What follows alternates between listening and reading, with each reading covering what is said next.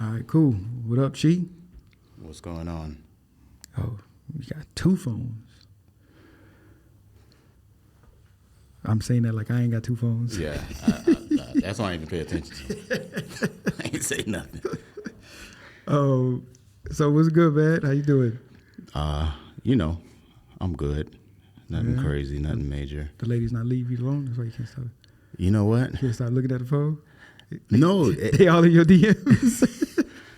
nah. Yeah, surprisingly, I talk a lot of shit, but I ain't got no ladies. Nah, I'm dead serious. you got them. You just don't want them. You're a businessman. You do business. You're an independent young gentleman.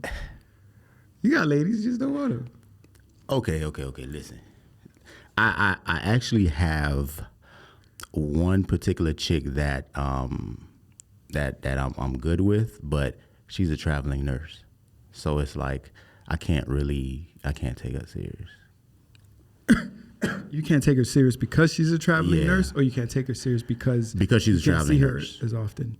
That's it. I can't see her, and I'm not that type of dude. I may talk shit and do all this, but I'm very territorial. I'm very affectionate. I'm very personable, so I want to be there with my chick. I want her to be there. Even if we live in separate places, not cities or states, separate places, I want to be in the same city. So, Friday night I want to go chill with her. Monday night I want to be able to do that.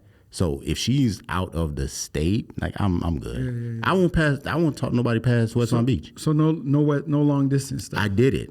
I did long distance. I did long distance with a chick that was in Georgia, and I did long distance with a chick that was in Canada, and I did long distance with a chick that was in Palm Beach. Well, Palm Beach wasn't too crazy, about an hour away, but it's one of those things where people are like, oh, you got to try it, but I did, and it's not for me. You know what I'm saying? It's not like I'm like, nah, there's no way. I tried it, and it's just not for me. Even the one in Palm Beach, it's an hour away, 45 minutes away. It was still kind of like, you know what I'm saying? I got to jump in the car and drive an hour away. Yeah, I'm not. I don't know. A long time ago, I would say, yeah, I can't. But now I'm like, maybe I could, maybe I can't. I don't know. Okay, one of the main things for me is when I was younger, When I was younger, maybe 10, 15 years ago, I'm like, okay, I'm out here. I could do it. Because you could travel. I could do it. It's not that I can't travel now. It's just that, responsibility. I have other things I need to do. I can't leave for a week. I can't tell you I'm going to get a ticket and go here. I'm not going to do that. You know what I'm saying? I'll be lying to you. A lot of times I don't even have time for myself. So is that one of the first things you ask? Like, what do you do? Yeah, because it's important. Because I'm a 10-hour, 12-hour day type dude. You know what I'm saying? And then on my days off, I don't necessarily want to just be with that person. You know what I'm saying? So, and I wouldn't put that on someone. Like, I wouldn't want them to work, so she's a nurse, so she would do 16-hour days or whatever, doubles, all types of stuff. And she wants to rest. I don't want to take that time out, where she wants to rest and, alleviate everything, and I'm going over there. Even if women think different from us, they don't mind us being there. I feel guilty doing it. Yeah. You know what I'm saying? So, yeah, to answer your question, I do ask, what do they do? Because I'm pretty sure a lot of people who are in the similar industries understand other people who are in those industries. Like I'm in the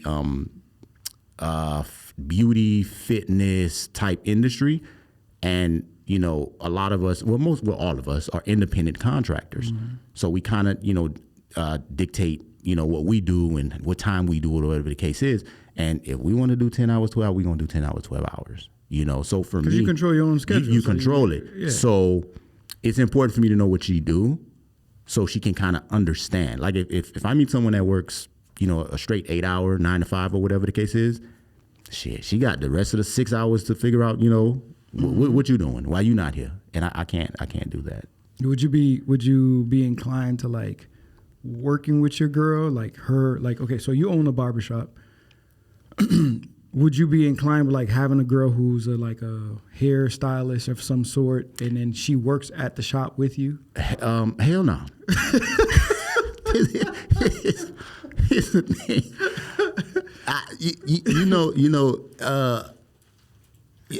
What's the saying? It makes the heart grow fonder. You know, when you, I can't do that. Was it distance makes the, yeah, like one of those. Like I can't do that. Like I can't be up under you up under me. I don't want to do that because, I don't want to do it. And the thing is, I'm at an age right now where if I'm with someone 6-8 months, maybe a year, you know, we're going to live together. You know, that's just what it is, because then we're planning our future. So if we're going to purchase something or whatever, it's better for us to be together, unless, you know, she stay with her mom or something where she's not spending the money. But I don't want to be around you like that. Honestly, I really don't. I want to be able to, you know, kind of go do my own thing as far as work. You know, she do her own thing, and I can't wait to go and see my baby, slap that ass and get on her. You know, I'm working with you. I'm there with you. I did that. That I did also. I was working, I forgot where I was working at. But anyway, I ended up getting into a relationship with a chick at my job. And, you know, our jobs are traditional jobs. You can't, you know, finagle with the people that work there, whatever. So we had to kind of, I was stoic. Y'all kept it on the low? Yeah, I was poker face the whole time. And I told her, listen, I had to kind of condition her, like, nah, don't run up on me and shit. Don't grab my nuts in front of you. Like, don't do that. So I got her to where no one knew. No one knew. And we lived together, and it was, damn, so y'all lived together too? yeah. And you know what? It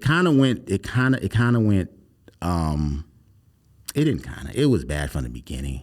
Because she was very argumentative, you know what I'm saying, and I don't like that. Like I'm a sarcastic, humorous type dude, you know, and she was very argumentative, but she was thick and cold syrup, man. I was like, even my mom was like, I don't like her smile. I'm like, she thick, you see that? But it was me. You ain't see that, mom? Yeah, it was me. 100%, it was me. I stayed with her almost 2 years. But isn't it crazy how when we, you know.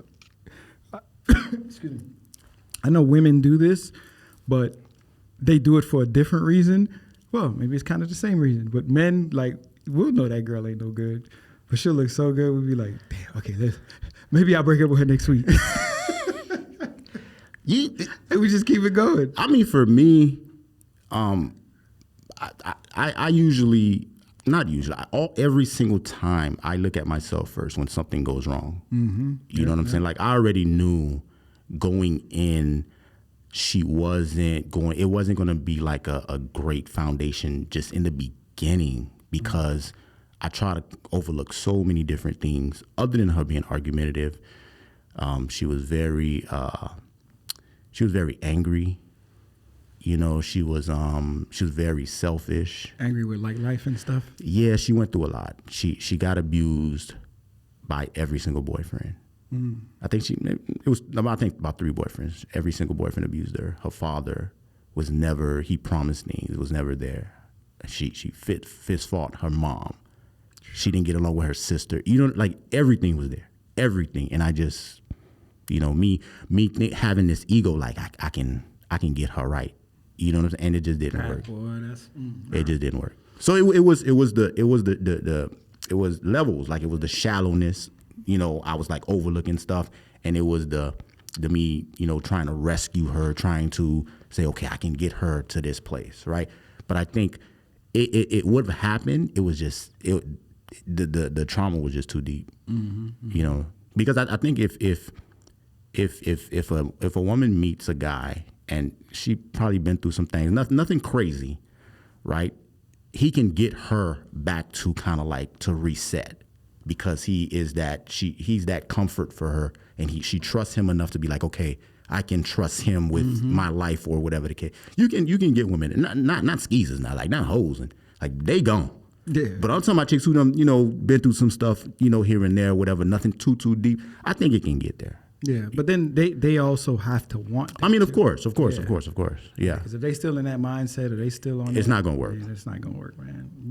And that's both sides, for men and women. Like, some men be out of there too, and it takes a good woman to help them. You know what I think? Being that, you know, as men, we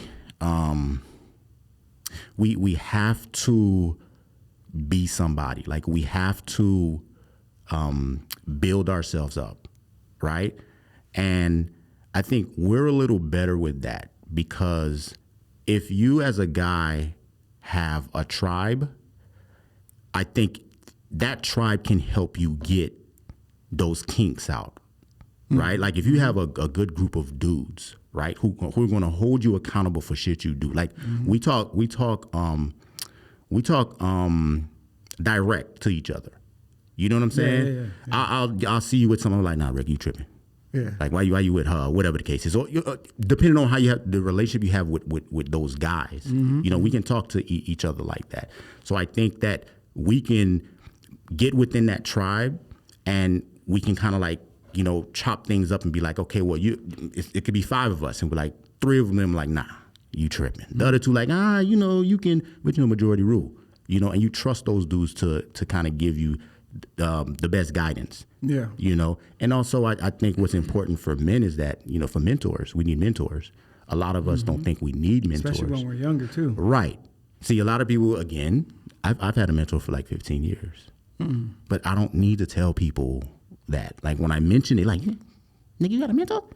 Like, yeah, like I may look like and speak like and act like I'm like strong and I can do. I still need to kind of like go somewhere or go talk to someone. You know what I'm saying? Because it's hard to do it with your girl, or it's hard to do it with just women, or it's hard to do it with sometimes your brother or whoever. You kind of got to go to that outside person where they're not biased and they can tell you, no, this is what you're doing wrong or whatever the case is. So for me, I think the tribe is like you get a collective decision or collective advice. Right. But then the mentor is much more personable. You know what I'm saying? So I think when it comes to recovery or resetting, men and women, I think it's different because women get battered. They get battered by life. They get battered by men. They get battered by other women. They get battered. So it's harder for them to kind of bounce back versus us. I think we can kind of bounce back because also we live, majority of men live in reality. You do something to another dude, he might whoop your ass and break your nose. You know, like women don't, that don't, so we live in reality. You know what I'm saying? So I think for us, we can kind of bounce back. Now, well, you know, there's a few dudes who aren't strong enough to do it. Yeah. You know, but for the most part, the dudes I know, most dudes I know, most dudes that I'm good with and I'm good friends with, are self-motivators. So they know when to say when. Like, okay, well, yeah, I got to get back on my shit. Yeah. You know what I'm saying? Yeah. So that's what that is. I was about to ask you another question, but I'm like, we just hopped right into this. And but that's, you know, for people who don't know, like, I'm a client of yours, but it started way before that. We've been friends way before that. Nigga, you my producer. You my talent agent dude. You my homeboy. You my associate to my homeboy. You my brother to my, like, you know what I'm saying? We don't need to explain like how we know each other, where we know each other from. We can, but What I'm saying is we've known each other so long that we'll just jump into conversations like this every time we see each other. You know what I'm saying? And that's why I just kind of just rolled off. But you know, of course, we're here for the podcast. We're going to get to converse a little bit more as we go through your social media. You already know the concept. I think I've explained it to you, right? Yeah. I don't know what you want to see on my social media. But we can. Well, see, one of the things is we always have a good laugh. We always have these really, really dope conversations. Yeah, definitely. You know what I mean? And that's one of the things I appreciate about our friendship is that we just really sit down and have these really... I don't have I really don't have those conversations with a lot of people. And the only times I've had them since then is when I've been doing this podcast. You get what I'm saying? Really? Yeah. I don't have a lot of people who really just converse, like we can just sit and talk and vibe the way we do. Yeah, there's a couple of people, but it's not a lot. I don't have like an abundance of it. You see what I'm saying? And we talk about everything. Yeah, we do. You know what I'm saying? So that's why this, I think, is going to be fun. Hopefully, I haven't seen your page. So, well, I'm sure we'll find some fun stuff to talk about. But yeah, so let's get into it. Excuse me. But while we do that, what I wanted to ask you is, me saying that I'm a client of yours, and basically what you were just saying, do you ever find yourself like some of these thoughts and things that you're going through, do you ever, I know we do it, me and you, Right. but is it something that you do with other clients? Even if you don't know them, you kind of like, oh, let me see what this person might think of this thing that's happening in my life. Let me just throw it at them and see what their opinion might be. Because you know how sometimes we need somebody to just tell us something? Yeah. But it's better to get it from someone you don't really know. Right. That way they can give you the honest The truth. truth. Do you ever find yourself doing that with some of your clients? Yeah, but it's not on a wide scale. Like I rarely, I can off the top of my head, I can tell you maybe 2 people, and within a week, I can see about, I don't know, maybe 100 people. You know, and maybe 2 people. So with being that I'm in the service industry, you know, I you don't have to be, but I'm very personable. You know, I want people to get comfortable with me. I want to be comfortable with them. You know, I'm there with them for about an hour and a half, and I gauge people. You know me. I'm sarcastic and try to be humorous. So I gauge people. I see who I can joke with. I see who I can have serious conversation with. I see who I just don't have conversation at all. You know, but off the top of my head, maybe 2 people. 2 people, and one of them, I think he's like maybe 30 years old. Very smart dude. Very smart dude. And there's another dude. He is, I think he's like mid 30s or early 30s. Smart dude. Engineer, smart dude. But other than that, nah. I've learned also, it's like, and I always tell people this, as far as even with success, right? Just me talking to people, not everybody gonna make it. Not everybody gonna make it. Like I talk to people, and some people are draining. You know, some people are draining. Like I said, I gauge people. I ask certain questions, and I let them, explain. There's a lot of males out there who just aren't men. They don't stand on their square. They don't stand on nothing. But what do you think? Why do you think that is? I think not just today's men in today's climate, how they're trying, cut everybody nuts off and shit. I think a lot of guys didn't have guidance. They didn't have guidance. I don't, not even just a father, just a stand-up male figure. They didn't have that. Yeah. So I think if a lot of them had something to kind of guide them, okay, listen, this is how you treat women. This is how you speak to women. This is how you, if you're doing something, this is how you subtract women from your life and focus on whatever. They didn't have that. They didn't have that. Again, I don't know if they grew up with single mothers. I'm not gonna say that, but you could tell they didn't have no guidance. Just the way they speak. Yeah. Just the way they speak. I'm old school. I'm a man's man. Like I'm old school. You know what I'm saying? And when I speak to people, with conviction, I need you to speak to me too. They be like, a lot of them just in the gray area. Yeah. You like it? Maybe. I don't know. Yeah. I don't like talking to dudes like that. It's kind of feminine. But that's a thing. That's a thing right now. You know what I'm saying? But they're not older, but they're like, if you in your 30s, nah. My little brother's in his 30s. I guess because I'm his brother, and we kind of like on the same well, he got to watch you. Yeah, so it's kind of different. But there's dudes in their 30s, and I'm like, a chick gonna take them for everything they got. There's dudes that sit in my chair that rape chicks. Yeah. Damn. Yeah. I know you hear a lot. I hear a lot. I don't like, damn, you did that. I'm like, oh, okay. Yeah. And I kept it moving. I don't want to hear no more about it. Like, dudes be like, nah, she ain't want to, but then, I did it anyway. In my head, I'm like, that's rape. Oh. You know what I'm saying? So, that happened. That just reminded me of when I was living in California. I was in an Uber. The what do you call the Uber where everybody's in there? The pool. Yeah. The Uber pool, right? And I'm in the front. And there's a dude that got picked up with this chick, this Asian dude, this white lady, this white woman. They're older, not old, but they're probably in their I don't know, maybe in their 50s or something like that, or maybe 40s or something. 50 is old as hell, but go ahead. Right? So they come from a party or whatever, and they got in the Uber, and I'm in there waiting, right? And the guy is like trying to like, yeah, so, you know, so when we get to your house, you know, we're just going to go upstairs. And then she's like, oh, no, we don't have to come. Yeah, I just, you know, thanks for the ride, though. You know, we're going to, because I guess he called the Uber to get her home so he can go home, too. Mm. But, of course, he's trying to go home with her. And he's saying everything that he can to get this woman to say, okay. And she's like, no, it's okay. And you could tell they probably just met that night. And he probably was spending money. He probably was, you know what I'm saying? And then as they're getting closer to their destination, the guy's like, no, but you know, he just was saying everything he could, forcing, guilt tripping her, saying all kind of stuff. I don't remember exactly what he was saying, but I remember him to the point where she was like, okay, all right, you can come up, but just for 5 minutes.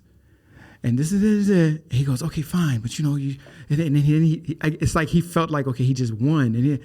And then the way they left the car, and I'm watching them walk, in my mind, I'm like, he gonna take that. He about to rape he gonna take that.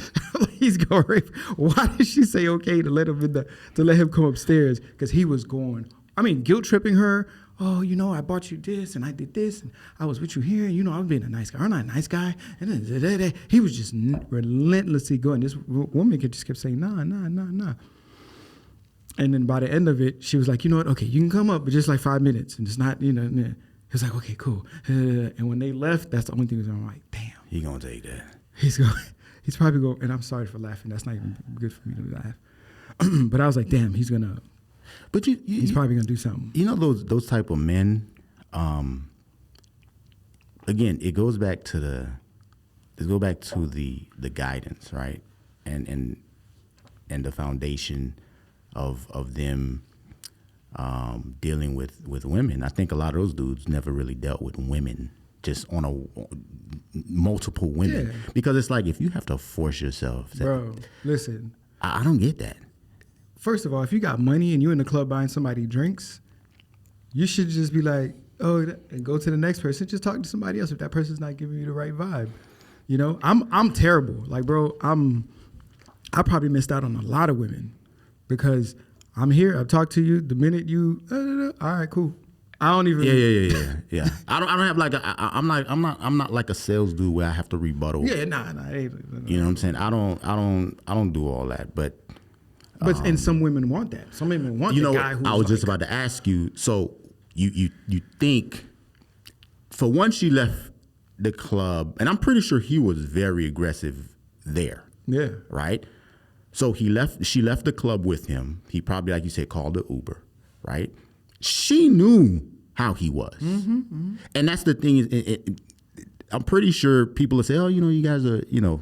Buzzwords, victim blaming. No, the thing is, like, men introduce themselves and how they are and their characteristics from the beginning. Mm-hmm. You know what I'm saying? I think how you approach a chick is kind of, you know what I'm saying, what's going to develop anyway. So that's what I was going to ask you. Like, you think she, yeah?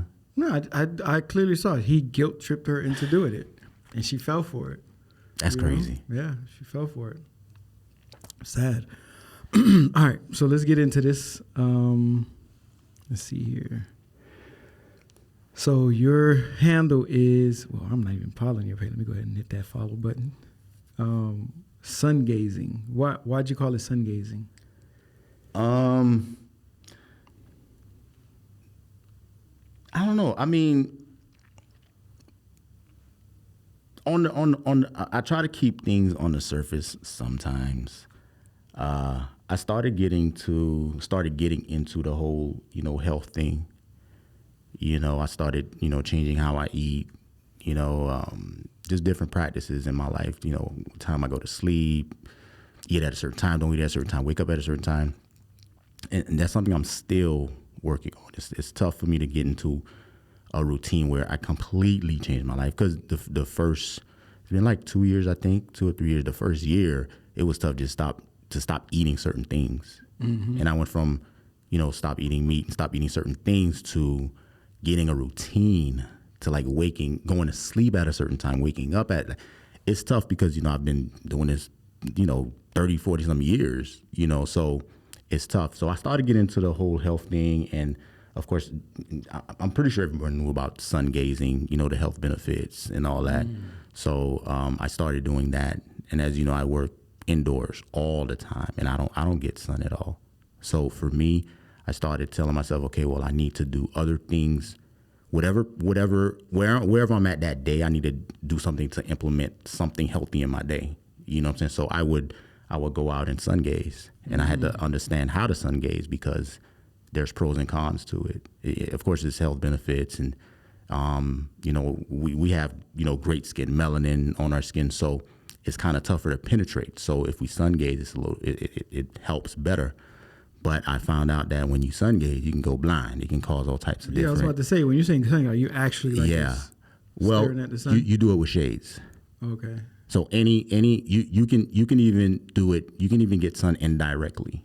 You know, so I had to understand how to sun gaze for a whole maybe 2 months. I was just looking at the sun, just staring at it.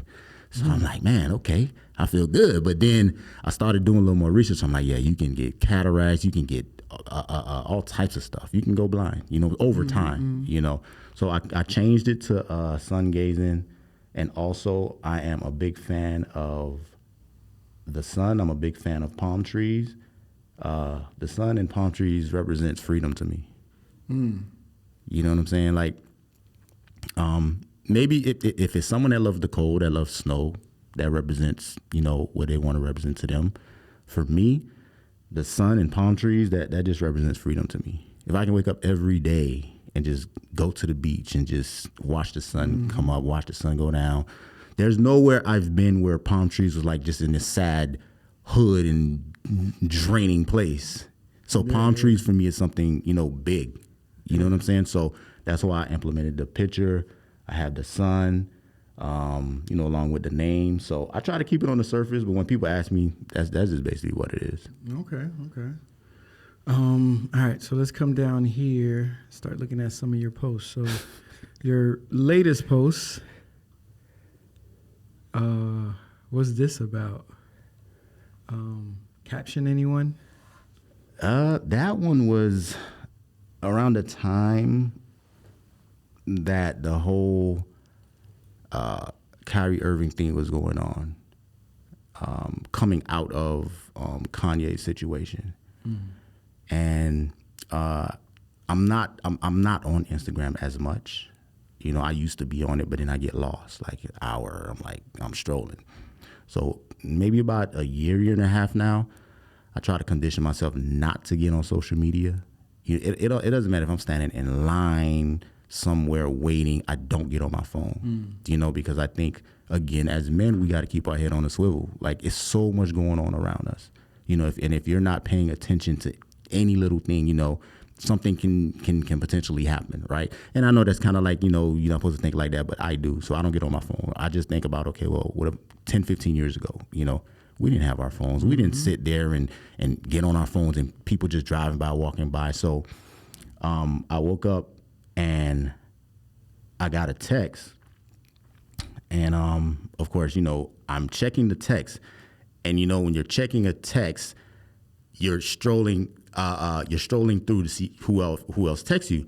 And I hit it and it went to Instagram because I got a notification and it went to Instagram. So I'm like, all right, well, now I'm back in the Matrix. Now you're in the Matrix. So I'm looking at it and I thought about it. I'm like, who cares?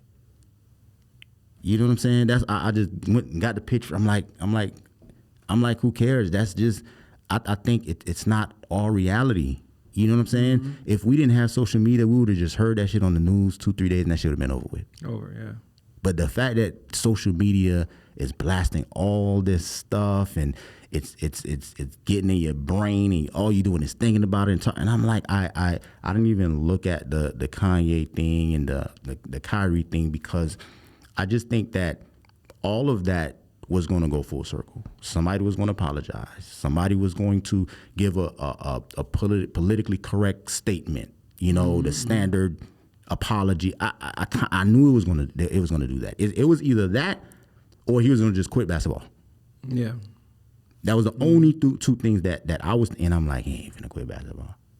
You know what I'm saying? So I'm like, he ain't finna quit basketball. So I just put that up, and I was like, I know everything is going to go full circle. And I also was telling this guy, he saw my post when he came to the shop, and I was telling him that because he had just started following me. He was like, well, the post, and I explained the same thing to him. And I said, that link that Kyrie put, right, it's affecting us in a negative way now, right? But that's just a seed he planted for your grandkids' kids. Because then they're going to be like, oh, you know, I remember because the internet ain't going nowhere. So all this stuff is going to come back up. Mm-hmm. You know, I think not even probably this next generation or generation after that, everything we're doing right now is setting up for them. Mm-hmm. They're going to make moves. We're not going to see all the change. So that's what I told him about the link. I'm like, the link is doing nothing for us right now. It's just talking points. But it's going to come and it's going to go. He back playing basketball. I didn't even know that. Mm-hmm. All that shit went away. The list he was supposed to do, he didn't do it. You understand what I'm saying? I think they kind of just, not think, they're showing us they're still the gatekeepers. They're showing us that you're going to do what we want you to do no matter what, no matter how much money you got. Mm. So I put that up. I was like, you know, if anybody wanted to put a cash in, they could put a cash in. But as you can see, everybody was scared to touch that one. But that's basically what it was. I just shrugged my shoulders. Well, in the picture, but I'm really, really, really not on social media like that. Mm-hmm, mm-hmm. I'm not on social media like that. But with that, like, well, do you think?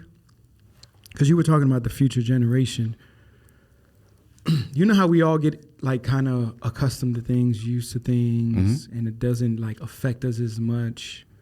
Like right now, I feel like we're almost immune to the sights of like, oh, somebody got killed in the hood, somebody da-da-da-da-da, right? Where now any little thing like this happens and it's all over everywhere. You know, they hype it up everywhere.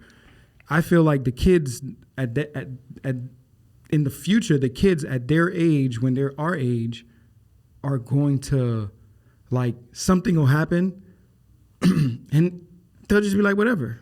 Right. You get what I'm saying? Like, it'll be like, that's just talking. Yeah. And it's gonna have to be something super, super big. You get what I'm saying? Mm-hmm. Like if they hear, oh, such and such was out here and slapped somebody else, that's gonna be regular. Right. You get what I'm saying? Celebrities. Yeah. It's gonna be like, whatever. But they're gonna have to hear like a planet exploded for them to kind of really react or mm-hmm. feel like they need to do something about it or whatever it is. And I think that's because everything is just kind of like, you get drained right now. That's why I had to stop watching the news. Ever since Trump got out of office, I stopped watching the news. Like, I literally just don't. Like, anybody send me, I've had to tell some people, look, you ain't got to send me that because I'm not going to look at it. Mm-hmm. Not going to watch it. It's like it's taking over people's lives. Like, it's, you know what I mean? So I don't know. I don't know if that's going to be a good thing. I don't know if it's a good thing or a bad thing, the way everything is just kind of like in your face all day, every day, and everywhere you click is the same news cycle and it's the same, you know, like, well, it's wild. The thing is, yeah, we're now in such an instantaneous way of living, and you know we have really, really, really short attention spans, mm-hmm. right? Especially the people, kids and adults, especially the people who have nothing going on, who have no goals, who have nothing in the works, right? 100%. Right, a lot of us, and a lot of the this generation, the next generation, they're going to be desensitized, right? Mm-hmm. But I think it's always going to be something huge. So for us was the George Floyd thing, and because of the George Floyd thing, everyone jumped on that ride, like everyone, mm-hmm. from LGBT. BML, which was all phony, all fake, right? And then, see, I still don't get that because I've been hearing that. But what is it that was fake about it? That's something that I tried not to get into as well. She was taking the money just like Reverend Jesse Jackson and all these other people. Though? It was three people. It was two chicks and a dude. Mm-hmm. I don't know them, but It was 3 people who said, okay, we're going to, get all this money, put in this foundation, and we're going to. The thing is, they never said what they were going to do with the money. But do you think it was one of those situations? I don't know that situation, but it sounds like other situations where you start something, didn't know where it was supposed to go, and it got way too big for you. And you got yourself in trouble because it just got way out of hand. But that's exactly what it is. That's what happened with that's exactly what it is. And then also you have to think, because of the fact that black people spearheaded it and other people sponsored it, that was another way to exploit black people. Yeah. You know what I'm saying? And the thing is, in the beginning, I was never on board with that stuff. I just knew it was a saying. I wasn't supporting the movement or anything like that because, I'm skeptical. So it's like, let me see what's going on, So, with them, like you said, with them getting so big and not understanding what the destination was, that's what happened. Yeah. And it could have started where they were just literally probably just being genuine about it. And somebody came to them, hey, look, you should start a organization and foundation and and they're like, okay, and cool. It went left. And then it just when them big $1 million checks started coming in, it went left because they made. I don't know how much they made. I don't know, but they made a lot of money. Pretty sure they made a lot, and they didn't know what to do with it. She bought big houses and stuff, and she apologized after that. And I'm sorry. Man. Yeah. But I think it's going to take, and I think something huge is going to happen again. It's going to take something huge like that situation for everyone to now be like, okay, let's go ahead and you remember the Kyrie thing. You remember this. You remember. I think that's what will happen. Of course, I'm assuming, but I'm thinking that's what will happen because you're right. We are getting desensitized. Well, we're desensitized to a bunch of shit right now. You know what I'm saying? Like this stuff was maybe 2 months and it was gone.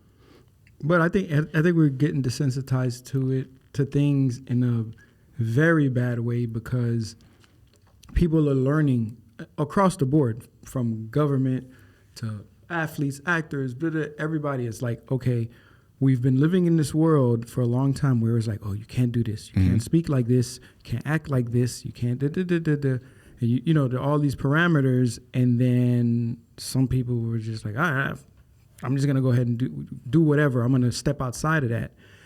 And thinking that there's all the I guess warnings or don't do it because we thought this bad thing was going to happen to people. And then they did it and nothing bad happened. Of course, they're going to keep doing more. They're like Kanye and all these other people. Like they were told, oh, you can't speak like that. You can't act like that. You can't look at Trump. You can't, you're not, president is not supposed to this. The president is not supposed to act like that. But then he went in and did it and nothing happened. You don't think people are going to be like, oh, y'all made us think if we spoke this way, or we acted this way, or we said these kind of words, this bad thing or this thing was going to happen, and it didn't happen. Mm-hmm. You think that's going to stop somebody else to be like, oh, okay, well, he didn't follow the rules, so let me just follow the rules. No, everybody going to be like, well, shoot, if he didn't follow the rules, and look, everybody else ain't going to follow the rules. You know what I mean? Well, we live amongst a bunch of punks. Mm-hmm. Majority of people ain't going to do it. Well, that's true too. Majority of people. That's true too. Majority of people ain't gonna do it. I always tell people when I speak about not just black issues, just the world issues in general. I don't think there's enough of us that care to even do anything. The time was when that George Floyd thing popped off, when they were burning substations, when they were wrecking cities, and it wasn't just the United States. It was everybody. So if the people didn't take over then and didn't like stop the world and say, this is our demands, if they didn't do it then, it's not going to happen. But you know what always happens is, like you said, that was a perfect opportunity for black people to finally stand up and show the world that, hey, we need to be heard. Hey, we have these list of demands. Mm-hmm. Hey, we have things that we need for us to no longer be in that position that George Floyd was in. Right. Right? But things like the BLM situation happens. There's always this, and I don't know if it's an infiltration of black groups by whoever it is that, like, these women probably didn't know that this thing was going to go as big as it went. And with the proper guidance, they probably could have did the right thing with it. Right. But they were left to their own devices, or maybe bad decisions by advisors or whatever that led to that happening. When you're in the position of the last or the weakest or not the strongest, you don't have the luxuries of making the kind of mistakes that other people could make. Right. Right. So with that said, that was an opportunity to do something great as a whole. Yeah. But those little things like that is while everybody else is, up in arms and marching all over the world and doing it, and they turn around and they go, "Oh, that's the bullshit y'all doing over there. Everybody will go back and blame. Look, we over here marching for y'all, and this is what y'all doing." Then that's when you go back down. You know what I'm saying? It's like, oh. But you hit the nail on the head, though, when you said infiltration. Every single movement had, they had infiltrators. Like from the 60s, the biggest one was the Black Panthers, and there was infiltration. Yeah. So the BML thing, it was 100% infiltrate. That's what I'm telling you. They, like you said, they probably say, let's genuinely, let's try to do something, right? Because in this time right now, we the only ones that got fucking leaders. Ain't nobody else got no goddamn leaders. Only black people got leaders, and this person that's going to spearhead it. No one else have that. If something happened to any other being on this earth other than black people, they come together and be like, we're going to do this. Yeah. Right? Of course, there's like a speaker and they do that. But we need like one leader we look up to. Okay, finally, this year we're going to. Well, the thing is, what you just said, in other groups and people, there might be leaders, but the leaders and I don't want to call them followers, but the followers are just as passionate about whatever the situation is as the leader. Yeah. Like anybody could get up and be a leader in that group. They just chose that dude to do it. Okay, you're the one that we're going to go, and they hold him accountable. And that guy, you know what I mean? And not that there hasn't been mistakes and people doing shady stuff in other groups, but for the most part, the general idea of them is, they know how to move as a group. They know how to, and that's I'm not just talking about white people, whatever, but just everybody. When the black group is kind of like, this guy's the leader, everybody else is like, why he got to be the leader? And then if he's the leader, then okay, he's the leader. Then we just gonna wait for him. If anything go wrong, we gonna blame him. If we gonna blame, so it's never like this. Well, let's all just get up and support and do this thing, and everybody be just as passionate about it as the leader or the groups of people who's trying to do this thing. It's kind of like everybody just waiting to see if it's gonna mess up. You get what I'm saying? Wait to see if something's gonna happen before. Because that goes back to what I said. Not enough of us care, right? Like I'm speaking just in generalities. Not enough of us care. Like I don't even think we understand what boycotting really means and what it can really do. We go on 95 from 6 to 9 because we got to go to work in the morning, so we leave. We block it from 6 to 9, from 6 p.m. to 9 p.m. We got to go. That's not that. Nothing will be done. So. For us to even tap onto what the 60s were doing, like we need to care. Yeah. Not enough of us care. No. Not enough of us care. And also, not to go on a different tangent, but that goes back to the household. That goes back to the woman making sure everything good and the guy slanging whatever he doing to protect the community. That foundation is done. Yeah. If we don't have the women, the mothers, the aunties, the whoever making sure these dudes go to war and come back and have food and nurturing, boo, boo, boo, then they go back to war, that's not gonna happen. Yeah. That's not gonna happen. You understand what I'm saying? So because we don't have a collective mindset, it's never going to happen. And people may say, never say never. It's not gonna happen. Yeah. A lot of us are too far gone for it to happen. A whole nother generation that is being raised not up under this might have a chance of like seeing it differently, but we'll see how it goes. All right, let's keep it going here. Well, I'm a big fan of Dave. Anyone selling fake vaccine papers yet? Or am I a bit early? So why did you post this? What's crazy is we had this doctor come in, and he actually, I don't know if I put this before I found out or after I found out, but he actually had papers. Fake ones. Yeah, he said if you guys need papers, I have that. And he also had papers to say you were sick, so you can take time off with pay, and papers to say you're cleared. Some people be on it early. He was on it early. It was a doctor, white dude, and he was real cool. He was doing residency. You know how they do their rounds, different cities. I think he ended up moving to Tampa, but he actually had papers, and he was like, well, not crazy, but interesting thing is, you know, they had to get jabbed in the hospital, and he didn't do it.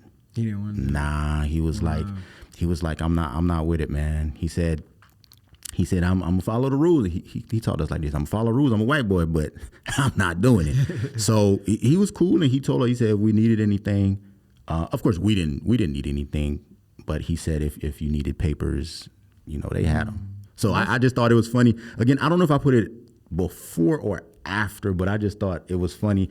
And I love Dave. He, like, I don't know. I think if we had about 10 days, I think things would have changed. I think Dave should be president. Man. I know he don't want to, but he should. Man, I don't think he want that type of pressure. He don't. They'll kill him anyway. Yeah. They'll kill him. Because he'll actually do stuff. Do so. Yeah. But yeah, I love Dave, man. He don't apologize for anything. He stand on what he say. He don't apologize for anything. Yeah. And the crazy thing is, I think he does. Well, I don't think, but he does very intelligent comedy. And I think the other comedian that does very intelligent comedy is Chris Rock, right? And I think if you're just like a slapstick type funny, like just want to laugh at silly stuff, you gotta watch Cat Williams. But if you want to watch hilarious too. Funny, right? But if you want to watch like something that make you think, you gotta watch, you know, Dave, and you gotta watch Chris Rock. And I don't even think Chris Rock is that funny. I watch it, you know, here and there, but I think Dave just does it different. Yeah. Chris Rock is more like a black Jerry Seinfeld almost. Yeah, exactly. You know? But Dave could tell you a story and you'll be laughing from the time he... Yeah, he's... You know, I've been around him. The things he just says, just randomly off the top of his head, be like, dang, like... That's crazy. I can only imagine just being around him just all the time. I wouldn't even look away. He's a cool dude, man. I remember one time, man. No, I'm not even gonna say it. Maybe not say it. But it was a story about being around him and something that happened. Something I did and I felt like bad about doing it. I'll just say it. Fuck it. So I had been around Dave a bunch of times, right? And then there was this one time, God, I forgot what city it was. And I didn't expect for him to be one of the first people that I saw when I first walked in the room. So when he saw me, he said, "Hey, what's up, man?" But I have this thing where I be trying not to be too excited when I see somebody. And I was excited to see him, but I calmed it down because he was like, "Hey, man," like, you know, of course he recognized me. We've seen each other. And I just went, "Hey, what's up, man?" And I kind of like, so I don't look too excited to see him. And I could feel, you know, when you could feel somebody's energy go, "They was up." I was like, "Wait, hold on, I'm David. You wasn't excited to see me too." You know what I'm saying? Like, but then one of his bodyguards, I saw him and I was like, "Hey, what's up?" And I know David probably like, "Wait." Yeah, that was weird. Yeah, you know what I'm saying? It was weird. But yeah, I was like, damn, I should have did that. Yeah, the Dave Connie and you came out. Not the Dave. All right, let's see here. And if you see something you want to stop on, definitely let me know. What's this about?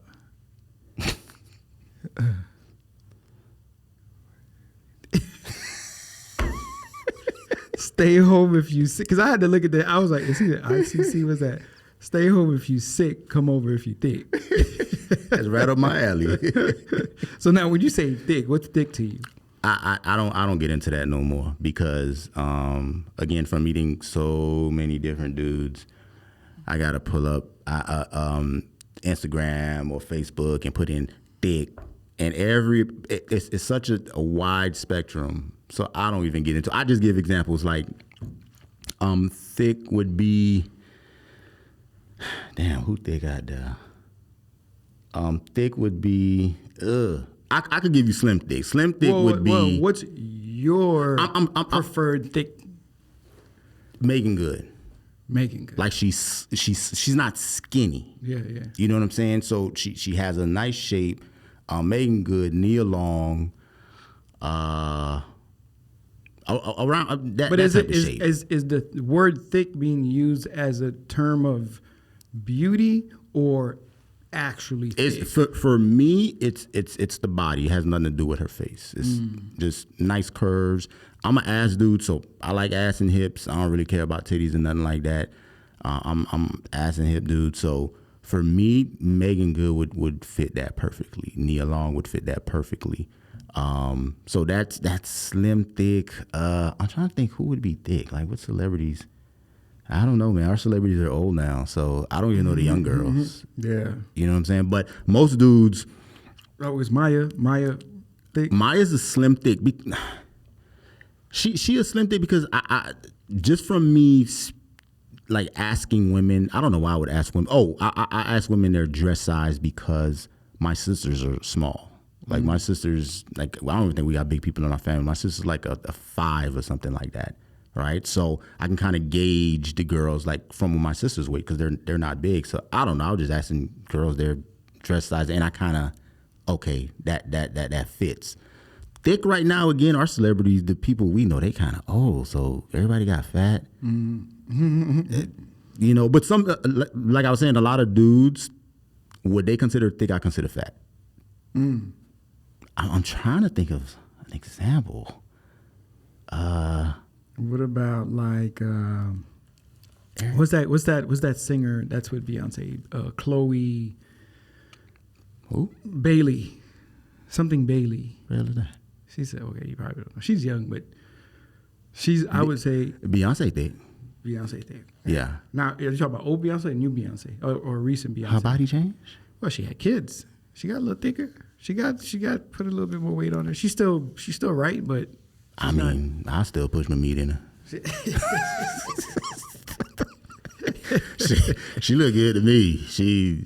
I think Beyonce's gonna look good forever. Yeah, she look. Yeah, you know, over what has been like 20 years over that. Yeah, and she's still. Yeah, I don't think she's gonna get. Well, look kids, but look at her mom. Her mom not even big for an old lady. Yeah. You know what I'm saying? So she her body all right. Mm-hmm. So thick. I remember I was I met this young lady the other day.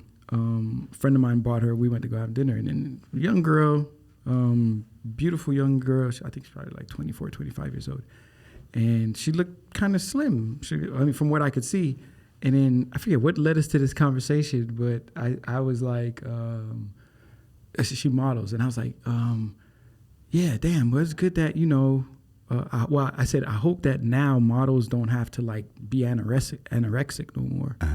Or they're not pushing these brands are not pushing these models to be anorexic and stuff no more. She was like, no. I mean, you still have to be a little.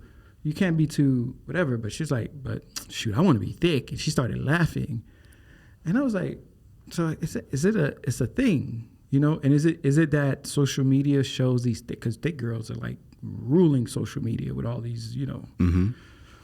Is that changing the mindset of women now where they're like, oh, I have to go get these BBLs, or I have to work out and get my butt got to be, or my thighs got to be. Is it a thing? And it is a thing, I would say. But how far is it going even with the young girls? Like, you see what I'm saying? That thinking that thick, they have to be thick now. I think that it's going to go as far as I'm trying to think if it's like the chicken and the egg thing in this sense, right? Because I'm thinking we are the consumers, right? The men, Mm-hmm. and we dictate,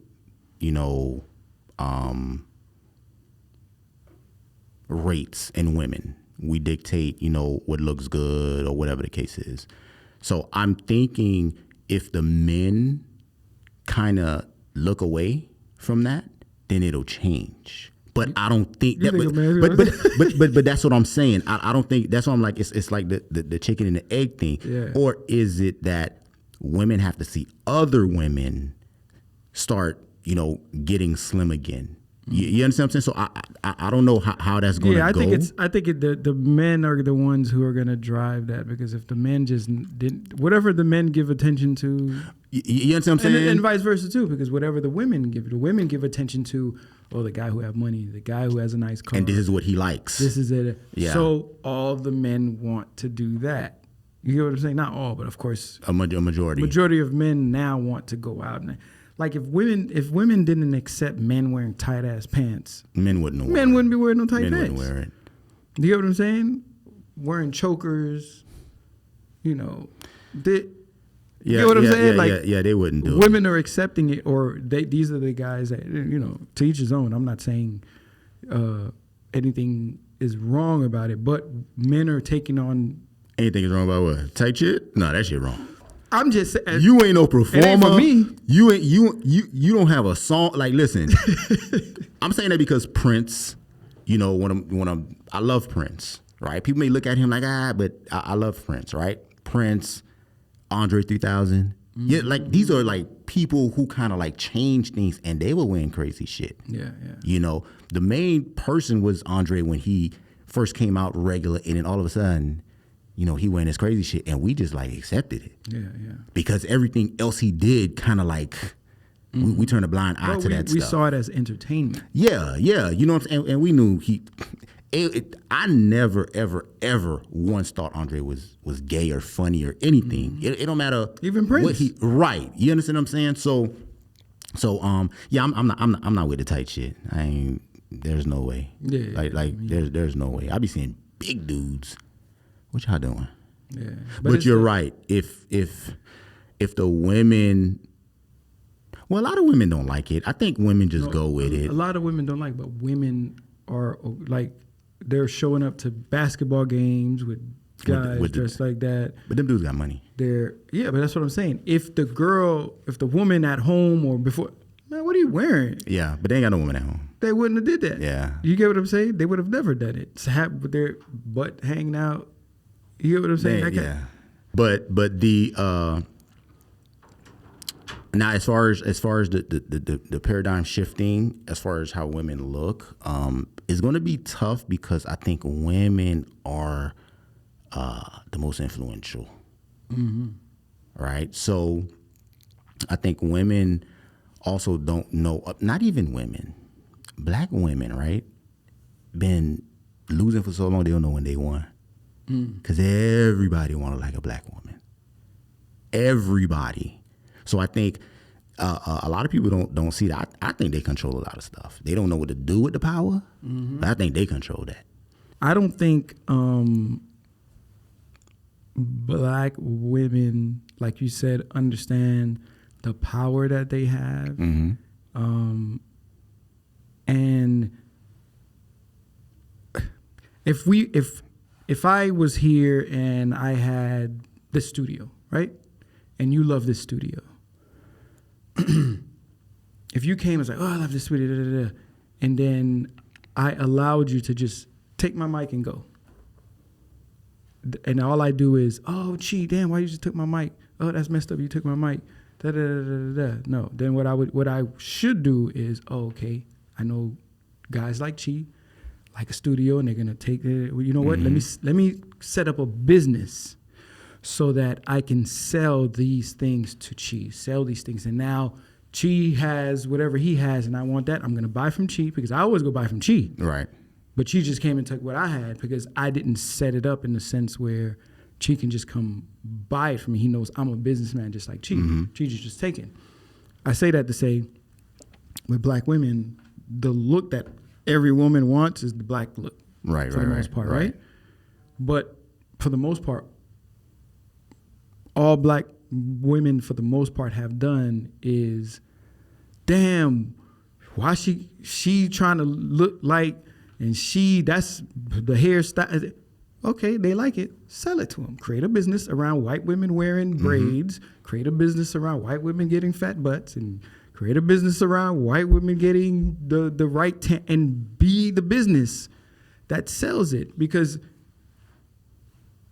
complaining about it, they say they don't like it no more. They're not going to do it anymore. Then what? Yeah. Well, you know, then you lose. That goes back to the guidance with the men, right? You also have women who are lost, right? You also have to take into consideration, you know, there's exceptions, but you have to take into consideration that we didn't come up knowing business. You understand what I'm saying? So I'm not blaming our parents because they, you know, only gave us what they knew, but not just like islanders, but just black parents in general, right? You can't be what you can't see. So it's like if these chicks come from where it's a bunch of finger pointing and blaming and drama and all this stuff, they don't know to sit down and figure out a plan to capitalize off of, you know, what other people want from them. They're not going to do it. But at the same time, they're doing it. They're consumers of these other people's stuff. All that hair, that ain't your hair. That's not. You get what I'm saying? No guidance. That straight hair is not. Yeah. That's, you know what I mean? Yeah. So they're like, okay, cool. You want to buy mine? Cool. Come you buy mine. Tell me I can't buy yours. Fine. But they're making the money. You have that, and then you have laziness. You know what I'm saying? Like right now, I can't imagine someone telling me that, you know, it's hard to make money because of this information highway that we have. Like you can sell anything. You know, so it has a lot to do with guidance. It has a lot to do with, you know, everybody.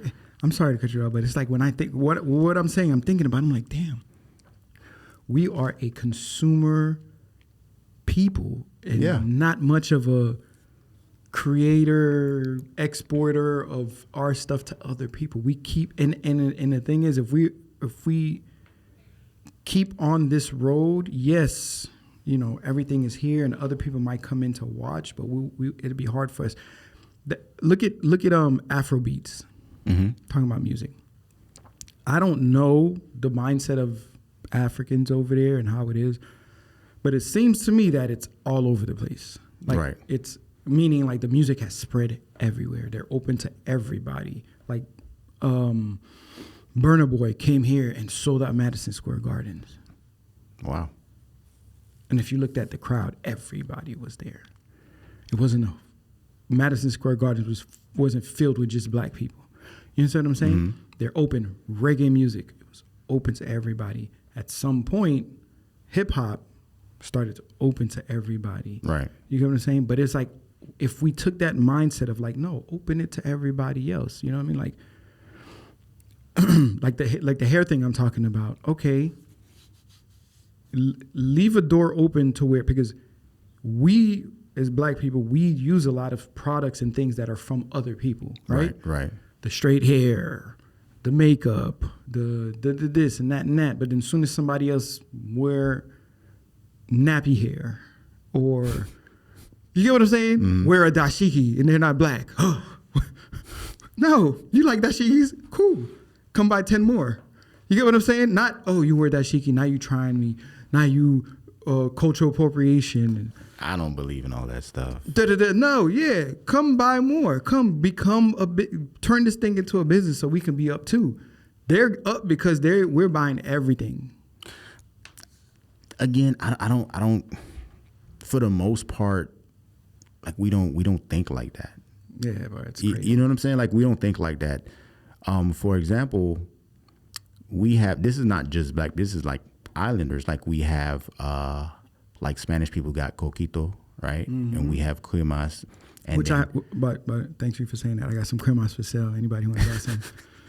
I got cases. So we have ours. They have all of these islands have their own creamy liquor, and I think Total Wines have like Bailey's, right, which is really really thin, right? And I don't know what show I was watching, and it was some interview, and this couple decided what they wanted to do is they went on Shark Tank. I didn't see the episode, but they went on Shark Tank and they got a deal for a clear mouse, and they selling it about Haitians? Yeah, about 8 ounces, like $30 or something like that, right? Oh, yeah. And I was telling this when I told this guy about what I saw, and I said and the reason I told him that is because I saw Cersei in Publix. The same thing, they pull off the vines and we don't have that. Like, we don't have the mindset of like, okay, well, how can I capitalize off of that? Everything for us is a secret. But as soon as somebody take it, like you said, we go crazy. But why not box it up, brand it up, and sell it? We don't have that. Now, I don't think it's going to remain the same. I think slowly but surely people will kind of like understand, like, okay, boom, I can potentially sell this again because of the internet. You can sell anything.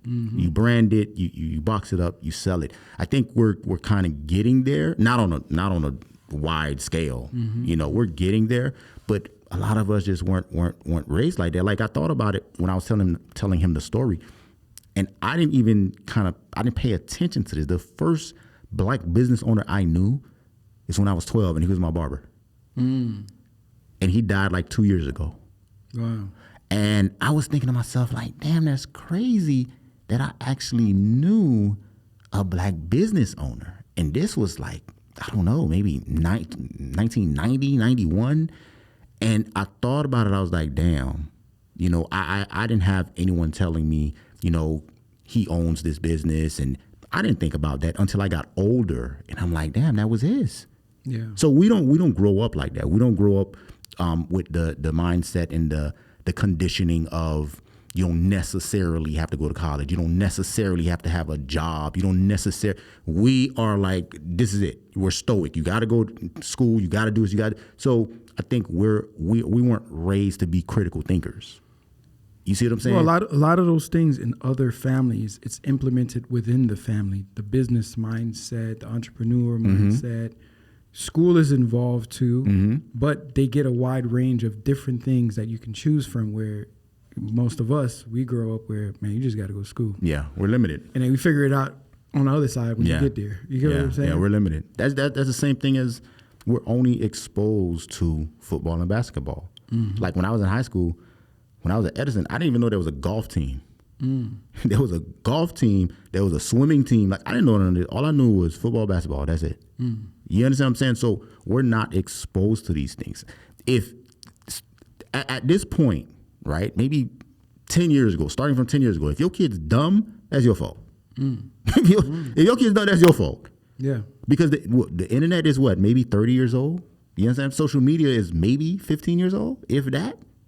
If your kid's dumb, if your kids can't maximize on different things, and that's your fault. Yeah. You can't blame the kids. Yeah. You understand what I'm saying? You gotta guide them right too, so they can know. The biggest downfall I think kids are gonna have now is socializing with other kids and learning, gauging, and kind of like understanding. Oh yeah, I can be this way, but I gotta know I can't be too. Because some kids is like they're either this far or this far. Yeah. There's no like, okay, I know I can go this far, but let me not go this far because no, it's like you're either extremely crazy and wild and or you just don't talk to people. That's adults too. Yeah. It's like nowadays, it's so much feelings involved. Like, if I don't agree with you, like, you ain't gonna talk to me no more. You just yeah. And I'm like, I don't even agree with a lot of people. You know what I'm saying? But I think adults are like that too. Oh yeah, people don't allow other people to just be themselves. Nah, you can't think no more. And I'm again, to go back to the women. I think the women are getting targeted the most because I think they fall into the herd. Like, for instance, I'll have conversations and I'll tell people, when you meet a chick now, you have to kind of like, get all the bad habits out of her, because she probably is a little insecure, maybe. All this makeup and all that stuff, that's a little insecurity. If you're a decent looking chick, you're a decent looking chick. You know what I'm saying? So all this makeup and extra weave and nails, which I don't like, all this other extra stuff.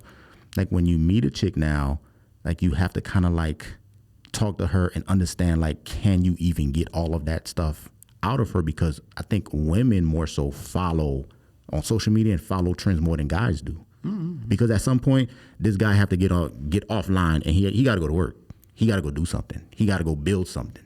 Women don't necessarily have to do that. I know chicks who never had a job, never had an apartment, never had a car, never had nothing because they could live off dudes. Mm-hmm. So I think the fact that women are, to me, you know, the weaker sex when it comes to kind of doing their own thing, it's going to be tough for them.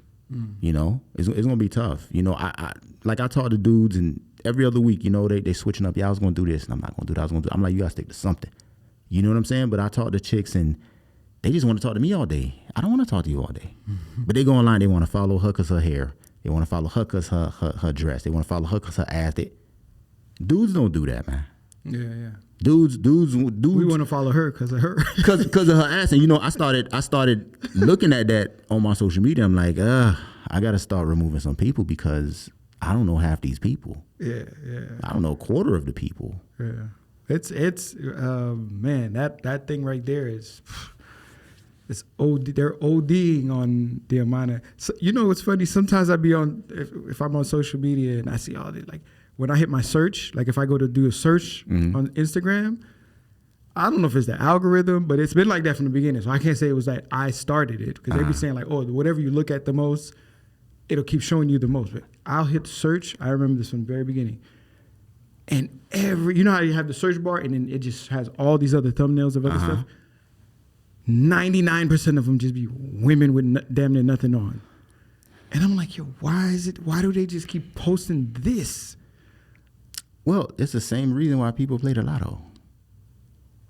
You know, hopefully somebody will see them. You know, women have the privilege of possibly marrying rich or possibly having a rich dude to have a baby with. Like, women can do that.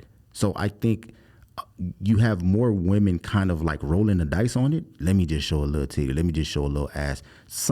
I think 90% of women don't get that. They don't get the ball or they don't get that, right? But they're gonna keep trying. They're gonna keep trying. But and also, I think it's just an attention thing too. Like, people, I mean, of course. You know, but along the byproduct of that attention is possibly the baller. That, yeah. So of course it's attention first, but it's like, okay, well, let me see if I can get that dude or get this attention to go somewhere else, to meet, to be in the same rooms with these other people. Now, do you think social media with all of that, like, okay, men are watching these women that way. Women are on there that way looking for men to be a certain way. But through the social media itself, outside of the social media, do you feel like that now that's translating where men are looking for in real life, the women that they're seeing in social media, and women are looking for men to give them the type of attention that they're getting from social?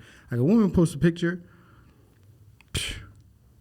hundreds, thousands of likes, followers, like they're getting all that attention. And I feel like there's women who are literally, social media has become their boyfriend. And in real men in real life, we're just like, oh, well, you're not giving me what social media give me. You might give me a physical thing, but the attention in that whenever I like it whenever they want it, at the moment that they want it, they just post a picture, they get that hit, and then they go about their day.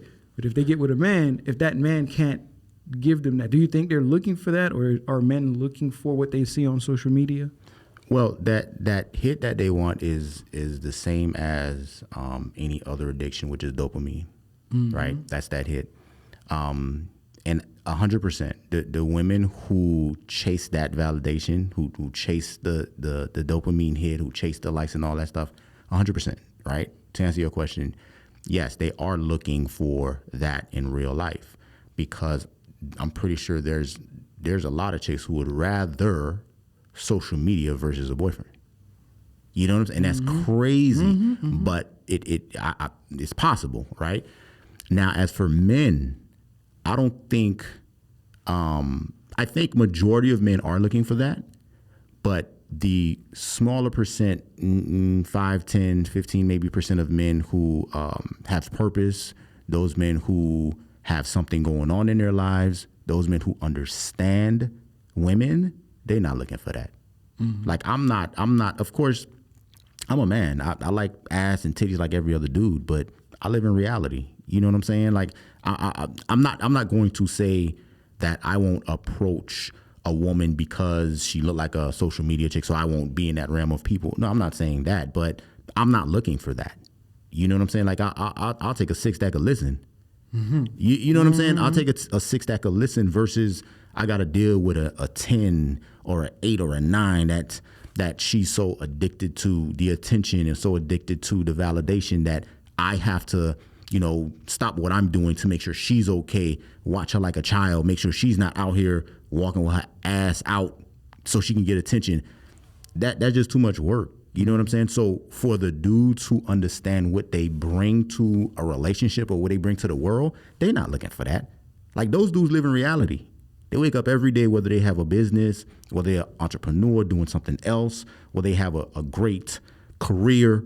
They're not doing that. They're making sure financially they're good. So when they finally meet a chick that she don't have to worry about going to work every single day. She can work part-time or she can, do what she likes because he knows that he's holding it down. You know what I'm saying? Those men ain't looking for that. The men that are looking for that, those are the dudes, again, that haven't dealt with women.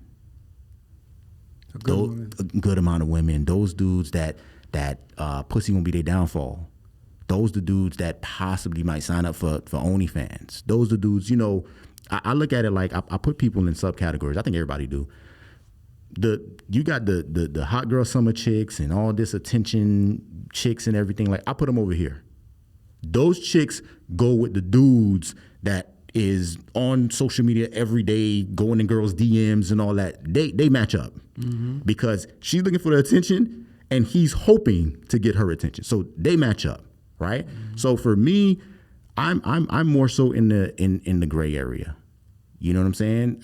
If I get a chick, I don't be in people's DMs. Like I've never hollered at nobody on social media. I as you can see, I don't put up pictures or anything like that. So it's not a big thing to me. But I do put people in subcategories. You know what I'm saying? And when we have conversations about, even me and you, when we had conversations about, the future of dating and being with someone, I can't say that every chick is here, right? And the reason I can't say every chick is here is because I know how I am in a relationship. Like I'm at a point in my life, I'm at an age where I don't want to cheat. Like I don't need, to be having a girlfriend and having 5, 6 different chicks I got to keep up with. It's exhausting. I don't want to do that, So for me, the way I look at it is if I know that I am this stand-up dude in a relationship, right? And I am making sure that you're good. I'm making sure that the relationship is healthy. I'm making sure we communicate, right? If I know what I have in me to add to the relationship, I gotta believe there's a chick out there like that. And there is. You understand what I'm saying? So when people say, "Oh, these chicks, everybody's the same," everybody's not the same because then what I'm saying wouldn't be true for me. Like how everybody, look at yin and yang. It's the same thing. Like I can't say every single chick is like this. If I know I'm this type of dude, I know there's a chick or two that's odd. Nah, this thing. Now, let me tell you something. I could deal with 2 girlfriends. That's not cheating. It's not just. It's not cheating. I think if you get if you're able to financially be in that situation, and everybody's cool with it. Yeah, two is good. Crazy thing is, I met chicks like that, 2 different chicks at different times in my life that agreed with it. Wow. And it just didn't. I have it. It didn't match. but this is the thing, though. I think a lot of people don't understand. Like for me, right? It wouldn't be about sex. Well, that's the thing. Everybody think that's what it's about. Yeah, it wouldn't be about sex. Man, if you think about a lot of stuff, even like businessmen, I'm one of those men who, if I'm running a business or I'm working on a project or whatever, I like the people who is closest to me that I'm relying on to be women. Mm-hmm. And not just women, but women who know their job and are good. A team of great thinking and women. there's men that I like to have in certain positions, and there's women I like to have in certain positions. You see what I'm saying? Because I can. There's a like when it comes to like let's say I work on movies and stuff like that. As a producer or a director, my right hand person who's handling money or who's handling logistics, I tend to like it to be a woman because I feel like a woman is more, detailed, and they'll just kind of and it's easier to speak to about stuff like that. Right. But in the grunt work, not that I've worked with women who are camera women and women who are working grip and stuff like that. But of course, you want guys there because now I can say, "Oh, go do that," and I don't have to. I'm not gonna feel bad saying that they got to go lift this. Go lift this thing. Yeah. You know what I'm saying? Like I'm not. You a dude, go. You don't care how small or big you are. You're a dude, go do it. You see what I'm saying? Whereas a woman is, and then it's a catch-22, right? Because women don't want you to treat them different, so you can't talk to them crazy like you would do a dude. But then if you don't, they'll be like, "Oh, don't do that because I'm not a woman." But then if you do, it's like, "Oh, I'm a woman, so don't." Yeah, but you know what I'm saying? But before you even get people to work with you and then be part of your crew, you would gauge those women. You know what I'm saying? The women who are like, "Oh, I can do this," I wouldn't even want to work with because then it causes a headache. You know what I'm saying? It causes a headache. So 100%, I agree with that. I would rather, if I would to get another different type of business and corporation, whatever, I would love for it to be a great team of women. Yeah. A great team of women. Unfortunately, some guys, their ego wouldn't allow them for you to dictate certain things. That's sad, but it is what it is. So I 100% agree that the women you can kind of like work with a little easier. You know what I'm saying? And I think that women, even when I was in the shop, I had I think my first year I had a chick that did locks, and she was just so easygoing. Like she was cleaning, like it's been dirty for almost 8 months.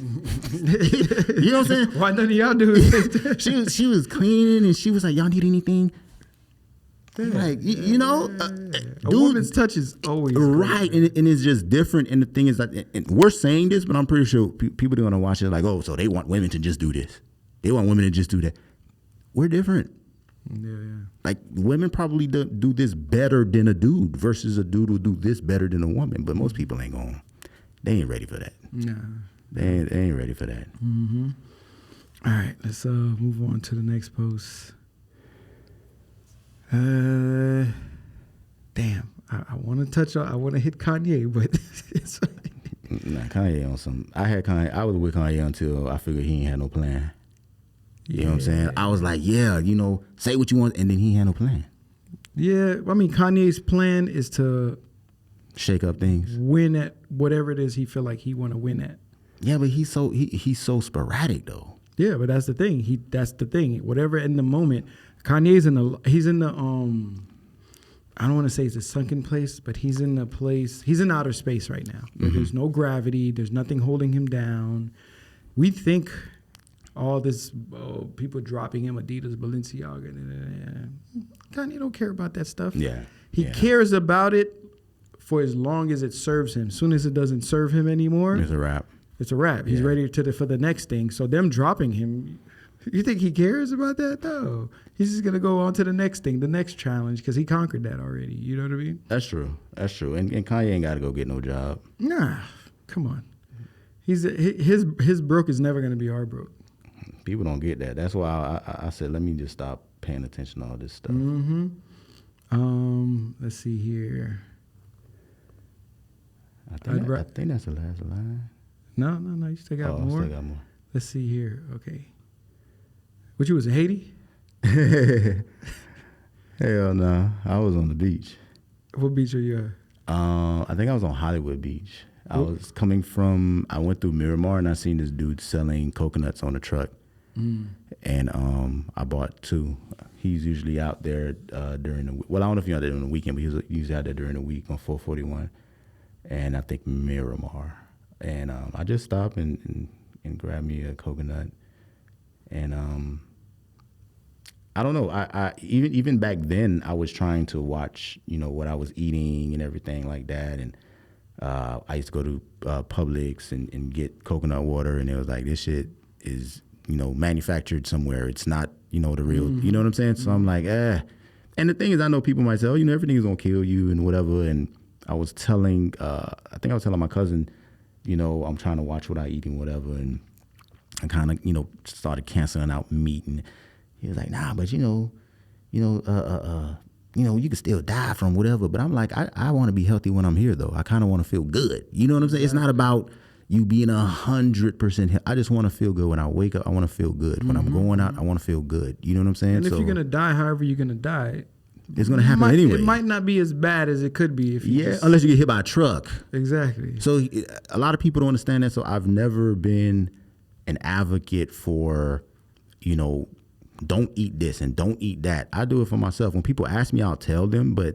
I don't push it. Yeah. You know what I'm saying? Because people, it's so much pushback, and I'm like, I'm just doing it for me. Mm-hmm. You know what I'm saying? Yep. That's cool. There's nothing like a fresh coconut. My old boy got some at his crib, and every once in a while he knocked them down to get them for me. What's this about? I love grill. Oh shit, man. Après un comme taxe là, on descend en Haïti. Mange fritaille. Est-ce qu'on t'a des men?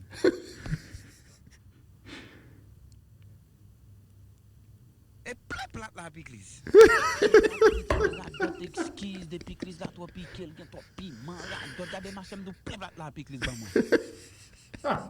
Entendez ça m'abdoula man. Oh my God. Oh man, for people who are not Haitian don't understand what this is, like, oh man. Rien dans son women.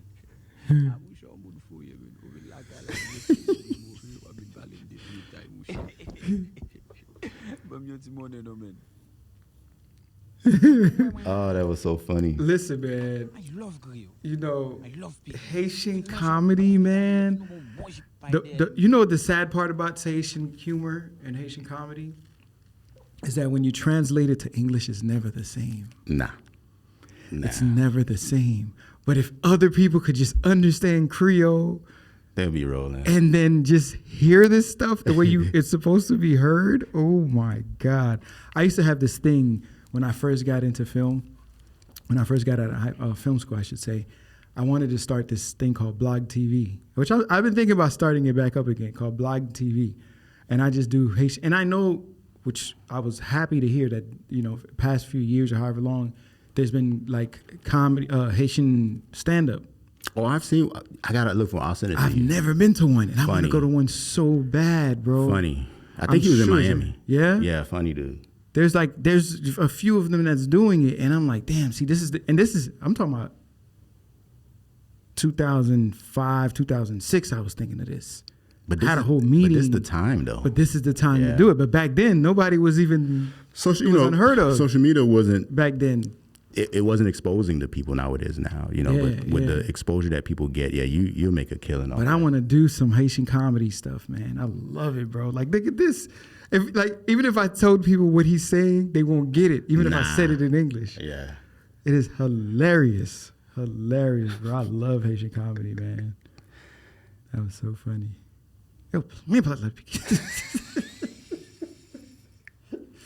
That's so funny.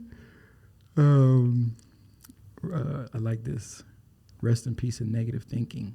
Yeah. I remember in my earlier days in my career, every and I'm sure you as a businessman, you went through this too, where to start into something, you got to go through hard times, money's not coming in the way it was, being broke or whatever it is, right?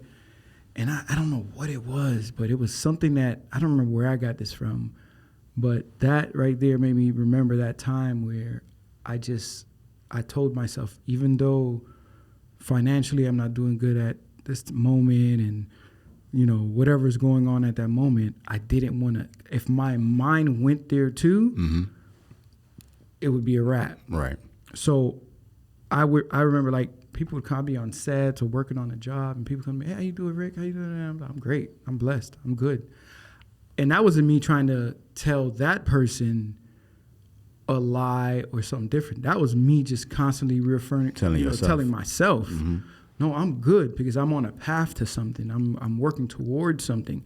So I got to keep my mind straight. I can't be down here. And then it's like when they say, if you stay ready, you ain't got to get ready, right? So if I kept my mind, I always looked at it like if I just, no matter what's happening, if I keep my mind in a positive space, when the good things happen, I'll be ready for it. I'll be able to accept it. I'll be able to roll right into it and not be skeptical or like, oh, why did this happen? Or, you get what I'm saying? It's like when somebody broke and they finally get money, they like this. Right. You get what I'm saying? Like, because they're not used to it. They weren't even, but if you was already thinking, oh, I'm going to be, you already put yourself in that mindset. You're ready for it. When it happens, you just roll right into it. There's no like worry. You get what I'm saying? So I like this. That's along the same lines of when people say you're lucky. That's just when preparation meet opportunity. And it's the same thing you said. Like if you're ready, it won't be a shock. You won't be like, oh, what do I need to do? You're pretty much. You're already there. Ready. Especially mentally, you gotta mentally be there first. You know what I mean? With anything. Yeah, but that post, it. I don't know. I put it up like a year after things got a little better for me. I was a real pessimist, and it took for not necessarily something happened. I think, I don't know. Literally, I just woke up, right? And I woke up and I just started crying, and I didn't know why I was crying. I was just crying. I'm like, damn, I'm tripping, and I just kind of like sat there on the bed and just thought about it. And I started thinking, I don't know why I was crying, right? And then I just started talking to my higher power, talking like my homeboy just sitting next to me, just talking. And then it was like I answered, my own questions. Well, he probably, kind of answered them for me. And that day I didn't do anything. I stayed home, and this was like over 15-something years ago. I just stayed home, and I learned how to pray, right? So I'm not religious by far, right? I went to private school and went to, you had to go to church in private school, whatever, but that was like elementary. But I never, even like as an adult, I went to church, but I went to church for the hoes. I didn't really go to church for the word. I'm just being honest. I never went to church to, sit in the front and whatever, but you're there, so you're gonna feel what the pastor has to say, right? When you go to church, you always think the pastor's talking to you. So I learned how to pray, and when I tell people that, they're like, "You know how to pray?" I'm like, "Nigga, a lot of people don't know how to pray." And the reason I say I learned how to pray is because when I would pray, when I would talk to my higher power, I would still worry about it. I would still stress. But then I learned like, I gotta let go, because if I don't, then that's lack of faith. I have to pray and let it go and understand that I was with him. You know what I'm saying? And he gonna get it better, right? So that was like I said, that was like maybe 10, 15, 20 years ago, longer than that, early 2000s. And then 2016, something happened. It wasn't crazy. Oh, I lost. So I got 2 girls pregnant at the same damn time. One of them, I think the bitch lied, right? Said she lost a baby, right? The second one, she was pregnant. And I lost 2 because I think the first one was lying, but then I lost 2 other ones because she had ectopic pregnancies, where the baby was growing, when the baby was growing in the tubes. Oh, okay. And she started bleeding, and and that happened twice. So I doubled back on that pussy and I skeeted again. And then, it didn't work out, but come to find out, she was still dealing with her ex. So the first one I can say was mine, but then the second one, I don't know. So I'm like, damn. And the thing is, I never go digging when it comes to women. Like, I never go, shit just happened. So I would hurt. I was fucking people tapes up and shit, fucking up haircuts and shit. I would hurt, but then I just sat there. I'm like, damn. And she met my parents. You know what I'm saying? Like, yeah. I don't necessarily, you don't take someone to meet your parents if you're not, you know what I'm saying, sure about them. And when that happened, I was hurt. I'm like, God damn. So, you know, that's what happened and made me understand that I have to stop being negative. You know what I'm saying? So, again, I was like, I had to sit back and say, okay, well, what am I doing wrong? I always kind of put myself, you know, in the forefront, like, okay, what am I doing wrong? What did I do wrong? You know, process of elimination and all that stuff. And then I started praying and praying and praying. And I promise you, everything I've prayed for, I've gotten. Mm-hmm. Everything, because, see, I think a lot of people, when I say this, they don't understand, but I'm pretty sure a lot of people do it. Like, when something don't happen for you, like, God, you cuss your higher power. Like, man, why you mean, you know, months later, you figure, at least I figure out, like, oh, I see why that didn't happen. You know what I'm saying? Yeah. It didn't happen because it was supposed to happen. This is better. You know what I'm saying? So I think that was probably the most traumatic thing that happened to me that made me kind of like stop being negative. Mm-hmm. You know what I'm saying? So I said, okay, I'm gonna just let everything go. I can't take things serious no more because life is already serious. So I'm like, you know what? I'm kind of like, life is hard. So I just started thinking different, man. I'm like, you know what? If something happened, it happened. Not negatively, but like positive, because I was the glass half empty dude. Mm-hmm. I was always the glass half empty dude. You know what I'm saying? Mm-hmm. And so once things started changing, I started understanding, you know, how to kind of like let go and believe it's going to happen and all that. I was good. So I was good after that. That's one of the things, though, is like, I think the world, everyone has their own world. Everyone's like, you know how if you have like you're spinning a ball and you put your finger, that ball is spinning around my finger. But if you set it to you, it's going to spin around your finger. Right, so we all have our world that's spinning around our fingers. Right.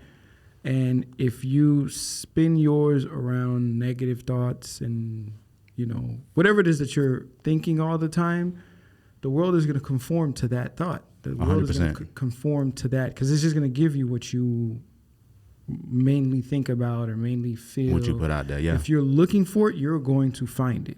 And I always did. Positive or negative. Always. You know what I'm saying? If you're looking for the worst in people, you are going to find the worst in people. Even the best person in the world, you will find something negative. And it would be so hyper. Whereas if you're looking for the positive, even if you saw something negative, it won't be as impactful because your mind is focused on the greater things. You know what I'm saying?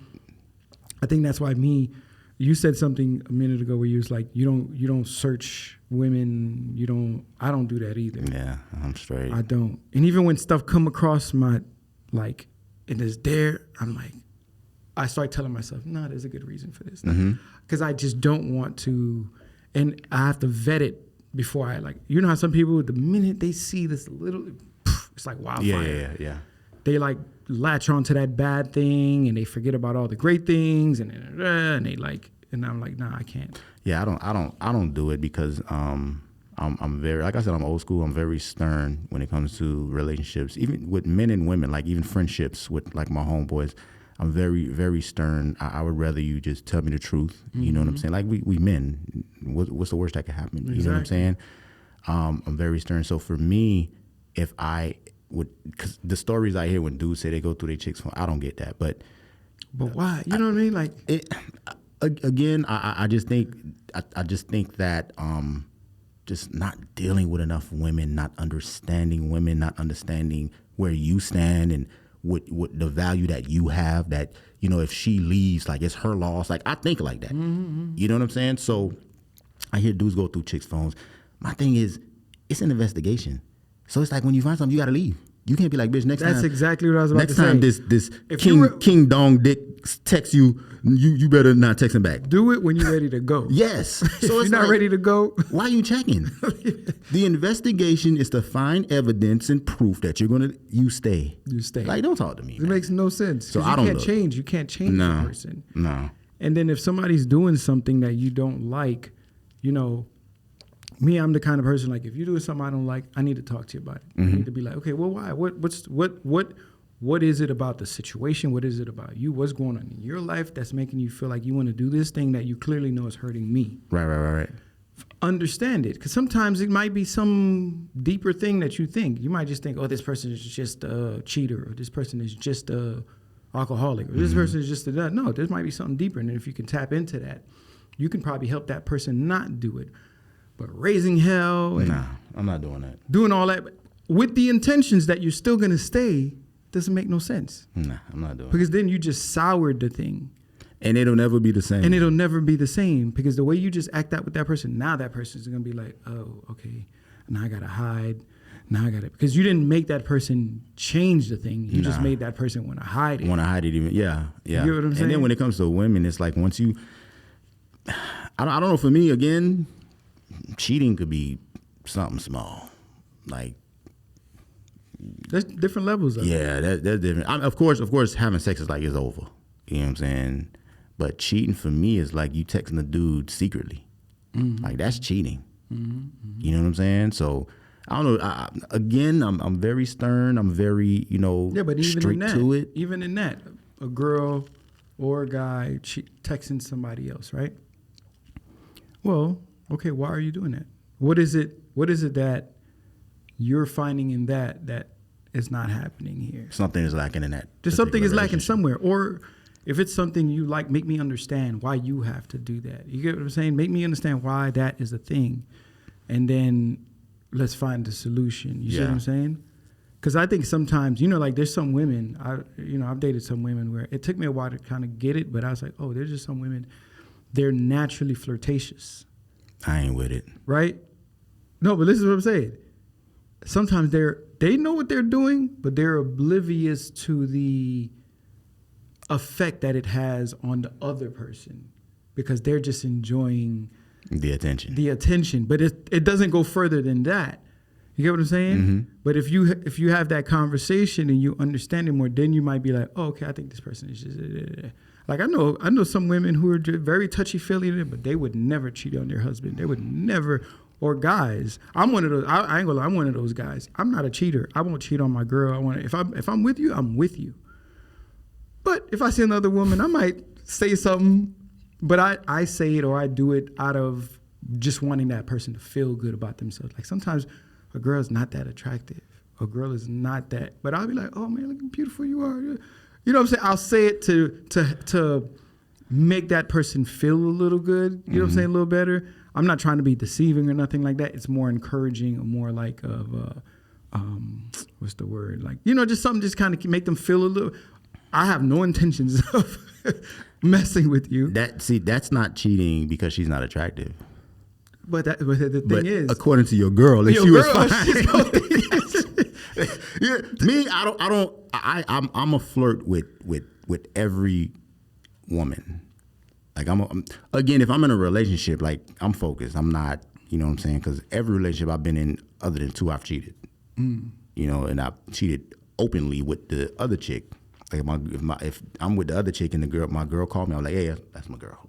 If she say, bitch, you gone. I don't need to fuck with you no more because you done fucked up. Yeah. So I've 2 relationships I didn't cheat, but all my relationships I've cheated. You know what I'm saying? I've cheated, and and plus cheating for me again, it's like it could be the smallest things. Like you flirting with a dude, bitch, it's over.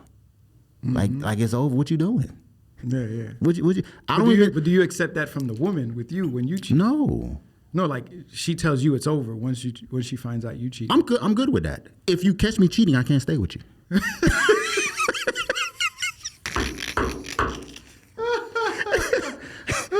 If you catch me cheating, I'm done. Yeah. My conscience is gonna fucking ruin the relationship.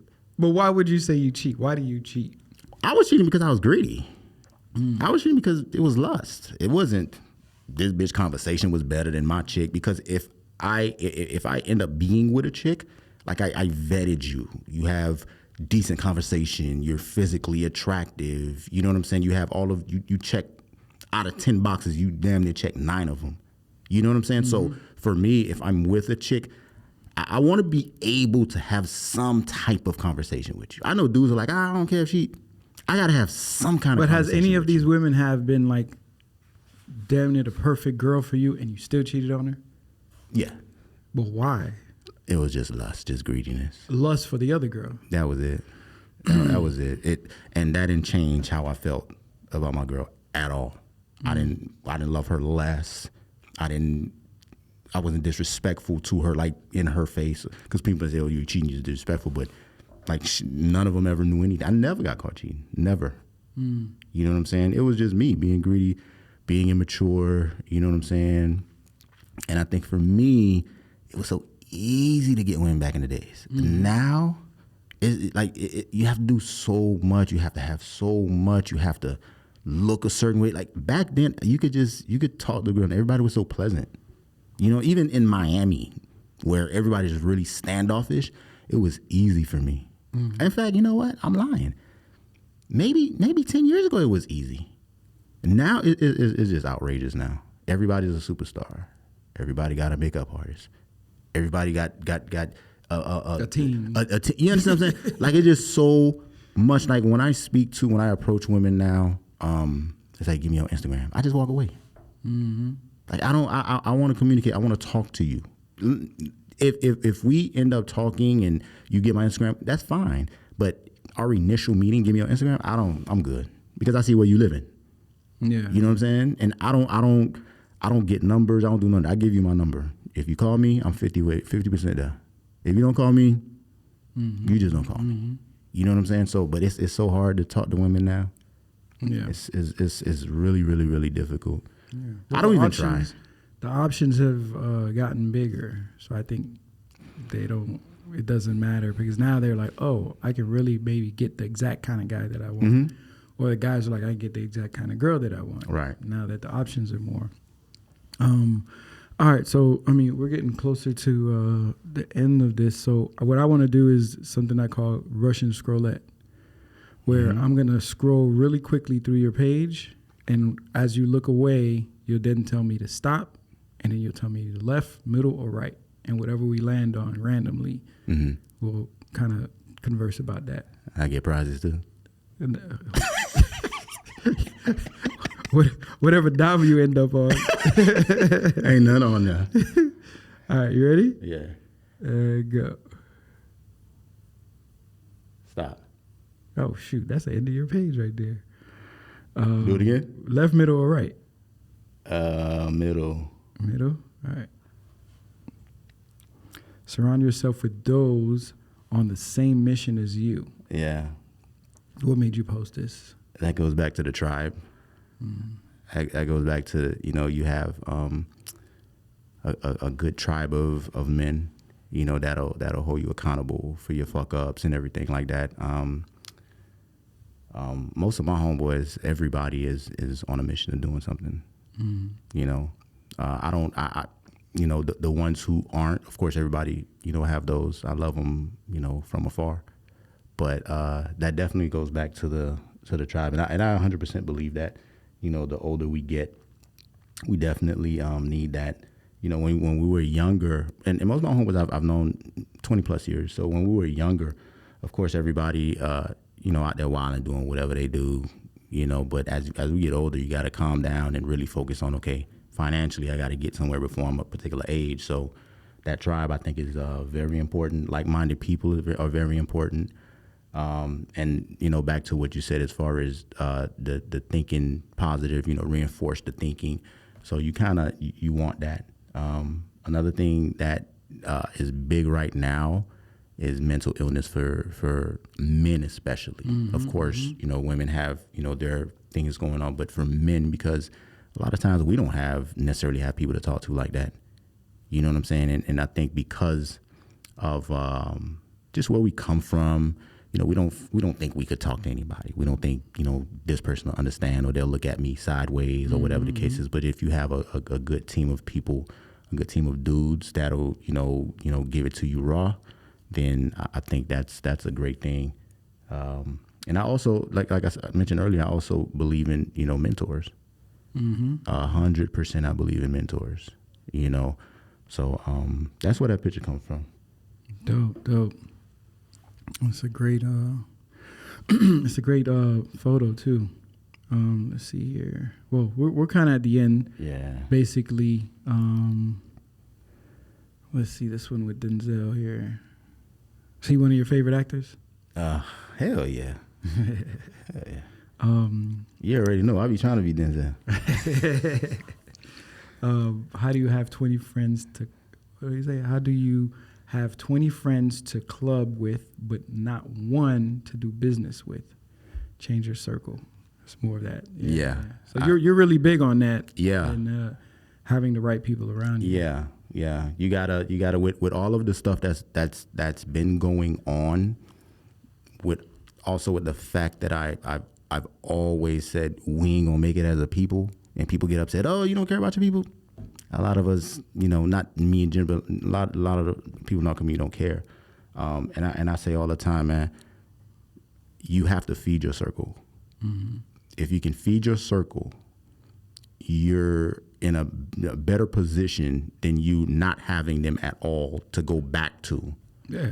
Whatever I know, then I can share with them. Whatever they know, they can share with me. You know what I'm saying? And I love the fact that a lot of my homeboys, everybody's doing something different. Every single person. There's an engineer. There's a dude that builds houses. There's another dude that has he has a 4, 5, 6 mobile car washes. There's it's a variety of people that I surround myself with. You know what I'm saying? And nothing like we don't know everything. We kind of want to go to that person because they know about this versus they can come to me about something that I know about. Yeah. So I always say feed your circle. Yeah. No, dope. All right. So before we go over your last post, your first post ever, tell me about why you post what you post. Like in general, you have a lot of different things, a lot of sayings, different people like Tupac, Denzel, but it's all geared around sayings and things like that. But when you do post, what are you supposed to say? What is it? What's your purpose with your page? With your, what are you trying to tell people? For one, I don't post myself like that. I'm not photogenic. I don't do all the pictures and everything like that. But the page 100% represents me. A lot of people that know me know I am very analytical. I can be an overthinker. It at times works in my favor. Sometimes it kind of get me a little too far to where I shouldn't have went that far. But that's basically what my page is representing now. I don't even know what I had on it before, but I deleted a lot of stuff that didn't mean anything to me. But most of the stuff that I post, people, they wouldn't be shocked. Like, oh, you post that? Everything that I post is exactly me. You know what I'm saying? It's exactly me. I think like that. I act like that. I talk to people like that. So everything I post, it means something. Just like with my tattoos, like everything I have on my body means something. You know what I'm saying? I don't want to say something that I don't mean. I want to stand on my square and people will know, okay, well, he's of his word. I respect people's views and opinions, and we don't need to agree. But when people ask me about my views and opinions, I'm very stern about like what I say and what I believe. And I don't believe shit just to believe it. You know what I'm saying? So everything I post means something to me, and I know other people are like, yeah, I can see Chee saying that shit. I know he believe that. Yeah. All right, cool. So your first post here, which I've seen this in somebody else's thing, this saying, if your dreams don't scare you, they aren't big enough. Yeah. So why was that your first post that you you decided to put up there? What was going on at that time? What are you a big dreamer? You for people who want to be successful, you always have to have dreams. Right? You always have to have dreams. The thing is, I think a lot of people feel like, well, a lot of it can't be attained. It can. Not everything is for everybody. I think a lot of people think, oh, I thought about it and I wrote it down, and sometimes that don't work. You ask the 45-year-old struggling rappers. Sometimes that shit just don't work. You know what I'm saying? But my thing is, I've taken leaps plenty of times. Like when I first opened my shop, everybody was like, and I stopped working. Everybody was like, "How you gonna make money?" You know what I'm saying? How you gonna? I'm like, I don't know. I'm gonna figure it out. Figure it out. You know what I'm saying? I'm gonna figure it out. I've never been a dude to not want to try something different or something new. I'm very inquisitive. If I wasn't doing what I'm doing, I probably would have been doing something with my hands. As you know, I'm always into stuff that you're doing. Mm-hmm. You know what I'm saying? I'm always like, damn, I'm real interested. You know what I'm saying? I always want to learn. I'm a creative. So I always want to learn stuff and be around stuff that's like very creative. So I take leaps. You know what I'm saying? I take leaps. And I think other people be more scared than I am when I take the leaps. You know what I'm saying? They be like, oh my God. I'm like, it'll be all right. And then, I'm a little arrogant in the sense of like, I can work with my hands. You know what I'm saying? You trust yourself. Yeah. So I think that the scary part is the lack of belief that other people that I care about don't have in me. I'm like, damn. You know what I'm saying? Like family and really close friends. And I'm like, and then the thing is, I understand that we're very tangible people. Mm-hmm. Like before we can, say I'm gonna do this, they gotta nigga show me. Yeah, you know what I'm saying? See it first. They gotta see it. Yeah. So for me, I don't. And I think what keeps me safe and not be too scared about just taking that leap. I don't tell people what I'm doing. Mm-hmm. I figure it out. I think about it. I think about it again and again and again. I'm like, okay, I'm gonna be right 90% of the time, but there's gonna be a 10% crack in that armor. So I don't tell people a lot. People may say, "Oh, you're secretive." Nah, I don't need you to cloud my focus. Like my thinking is, I know what I'm doing. Steve Harvey has this thing that he said in one of those, those memes or those social media posts where he's like, "Don't tell people your dreams. Don't tell people your visions because it wasn't meant for them to see it. I gave it to you for you to see, and you can see it." You know what I mean? Mm-hmm. I've made that mistake. I've had ideas in the past, and I'd call people where I'd be like, "Yo, I got this idea. We should do this, and we should do that." And they'll just look at it like, "Nah, but people don't do that," or "Nah, that's not a da-da-da." And then I would go, "Okay, well maybe that's not a good idea because this person is in that world, and maybe they know better than me." Mm-hmm. And then I wouldn't do it. And then later on, somebody did it. Somebody else did it. They were successful at it. I'm like, damn, you see what I'm talking about? That's why now I'm like, nah, if I think it and I want to do it, I'm just going to do it. I'm not even going to call nobody to say, I'm just going to say, this is what I'm doing. Yeah. Not, do you think I should do this? You know what I'm saying? And then, of course, when you get older and you've had enough experiences, you'll know, okay, I could try this. Right. I can do this. It might be a struggle. It might be hard. But, you know what I mean? Even me doing this podcast, like, I don't know where it's going to go. I don't know how many people's going to watch this. I don't know where it's going to go. But it's something I feel excited about. It's something I like. It's something I love. It's something I've grown to love, Yeah. Even being in front of the camera. Bro, this is the first time I'm really, like, just sitting there like, yo, I'm going to put a camera on you there. Yeah. And all the years that I've been doing this. You know what I'm saying? Like, never, So, and I don't know where it's going to go. Mm-hmm. Might go somewhere great. Might just stay chill. You know what I'm saying? You don't know. But you got to try it. And I got more ideas. You know what I mean? I got more stuff that I want to do that I wasn't doing before, that I wasn't taking those chances and those leaps with. You know what I mean? My leaps are more so, I always took leaps, but they were not as grand as I would like it to be. Right. All my big ones, I would always say, I'll wait for this time or this moment or for this thing to happen. Then I can take the bigger ones. I'm at that point now. I was like, nah, I'm going for all the big ones. I was even telling you that. I'm like, I remember, I'm like, just do it. It's, it is what it is. You know what I'm saying? I think the only thing that I think a lot of people get hung up on is the capital, right? It's the finances. And if I spend all this money and that's why if I'm going to do something, I plan it out like a year out. So I'm like, okay, again, 90% might be good. At 10%, I just I gotta be okay with it just not, panning out. And I always tell you, I'm like, cause you're a creative, and and I never tell you this, but I trust, everything you do is going to come out like exceptional to me.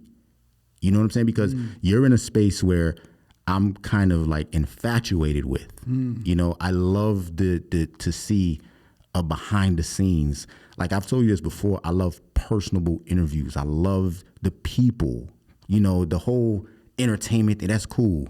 But the behind the scenes, to see it go from level to level to level, I love that. You know what I'm saying? I love behind the camera, in front of I love all that stuff because, you wrote something down and now it's on this screen. It's on the screen. You know what I'm saying? Just like music, like they thought of this idea and now it blew up. And I love just the creative aspect of everything you do. That's why I be telling you, man, just do it. Yeah. And that's what I've been doing, man. Like even like I said, with this podcast that goes along with the series that I'm doing. I don't know if I told you, like, so this podcast, part of the reason why I go over people's social media is it draws inspiration for stories for me, right? So I might come across a post and it sparks an idea for a story, and then I create a whole thing around that story. So I did one, which Big Ben is actually doing the sound work for me on there. Bro, it's coming out. Well, you came. Did you come to the set? Which one? That I was filming at Euro. Oh yeah, I was there. You did come by. So it's almost done because I couldn't put it out until this was going. Oh, so you had it all. Okay. Because that was part of. I was supposed to do that along with the podcast, and then it. Okay. So all of it connects. So it all connects. So now that this got going and I got it done, because I've been trying to do this like the way it's being done right now is how I've been trying to do it, but it was never right. Right. The trial runs, but this one is like, okay, cool, I got this. This is going well, and now that is making even more sense. Now, I can't wait for you to see it, bro. Shit, I want to see it. I was there. I'm gonna release it when I start season 2 of this. Okay. And then I'm gonna release it then. But I also have like, I think you're funny, bro. Really? I don't think I'm funny. When I do my comedy stuff, because I have some comedy stuff I want to do in my studio, bro. You got to be a part of it. You definitely got to be a part of that. So much pressure. I got to write some stuff down. Well, it's gonna be a place for like that. You know what I mean? Like you just try it out. See where you go. But you're funny, dude. You know you're funny. But yeah, so we've reached the end. You didn't have a lot of posts, but you still had some good posts that we were able to have some great conversations about. And I think over time you'll probably add more. You know what I mean? In about 2 years, and then you'll come back again, and we'll do this all over again. But yeah, man, I appreciate your friendship for all these years, man. It's always been fun, always great conversation, especially at the barbershop. I've been trying to get you to do a show at the barbershop, or at least record your conversations, because they're always good. Shoot, bro. If I wasn't in this chair, you'd be great in this seat right here, because you really know how to bring certain things out of people when you're talking to them. Listen, I did too, and everybody I asked didn't want to do it. So I only had, I had like 5 dudes. Every time I asked them, they're okay with it, but it was going to be the same 5 dudes. Everybody that sat didn't want to do it, and I'm like, I can't have different conversations with the same. But now, how would you do it? Would you say, hey, I want to do this while they're already in the seat? Well, tell them ahead of time. I did. One of them I did, and I said, okay, I told him, okay, this is what I want to do, boom, boom, boom. He's like, yeah, cool. The second and third one, I didn't say anything, right? I didn't say anything, and I had the camera, 2 cameras. I had the lapel mic on me, and it would pick them up. And then after everything was done, I told them, and they was like, I don't know. So it just didn't go well at all, and I don't want to beg people. Yeah, maybe you need to like block out a day where you go, okay, I'm gonna invite X amount of people to do it. But see, that would have to be a consistent thing. Well, that's why you have to do it a day. You got to say, okay, one day a month, I'm gonna do 10 people, and then now you have content for the whole month. You get what I'm saying? Yeah. And you don't have to like. Yeah, I'm gonna try it again, because I would tell people, and some would be excited, And listen, barbershop talk is great. 100%. We didn't even we had a good conversation here, but the kind of conversation we usually have at the barbershop is a lot more. You know, I would love to do it. And when you said it, I remember when you first spoke to me about it, as far as, setting up, even my brother said, like, set it up, we can, this was, my brother told me this before LeBron did his, right? So he set it up. And I'm like, it's a lot of work, man, because I've had a podcast, that was work. I've had 2 radio shows, that was work. As you know, you have to have guests come on. Sometimes the guests flake on you. Yeah. You have to kind of make up stuff. And I'm like, I want to be in love with what I'm doing. I want to be excited. And I love that, what I was doing as far as the interviews and everything. It's just I got discouraged because for every 10 people I asked, 9 said no. And I couldn't put their stuff on. You know what I'm saying? And even before I had the camera set up, I would tell people, hey, this is what I'm going to do. Yeah, when it came time. Yeah. So and that's my thing. Maybe it's my pride. I don't like begging people. Yeah, it's because I had so many people that says yes, and now I'm and they're like, yeah. But sometimes people got to see it. I think I can't say I ran into that issue a lot doing this. I've had people who don't want to do it. I've had I've had people who say, yeah, I'm down, and then I could tell that, you know what I mean? But I've had a lot of people who was just like, I have a list of people who's like, they want to be on the show. They want to be on the podcast. They want to. So you're going to get those who don't want, you're going to get those. And I don't force nobody. I'm like, look, it's just a conversation. If you're down, and then they come and I've been able to drop one every week. Every week. You see what I'm saying? And I just go with the people who just down, and the people who's not, they might eventually grow into it, or see it and go, oh, okay. I see where he's going with it. That's what I was thinking. I'm like, okay, maybe if they see it. They're like, oh, I want to be on it. Well, you should do one here. You should bring one of your barber's chair here. We set up there, make it a thing. I want to get this dude here. He's you would have to have great questions and great, he's a very smart, I got 2 dudes, smart dudes, great conversation, great insight. You know what I'm saying? So those are 2 I have great conversation with.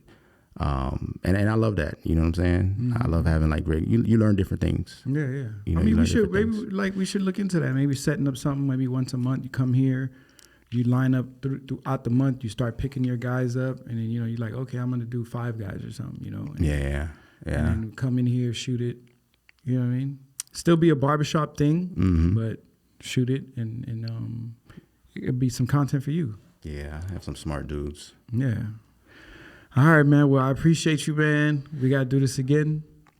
We got to see your other page, that hidden page that you're not showing nobody with all the with the wild stuff.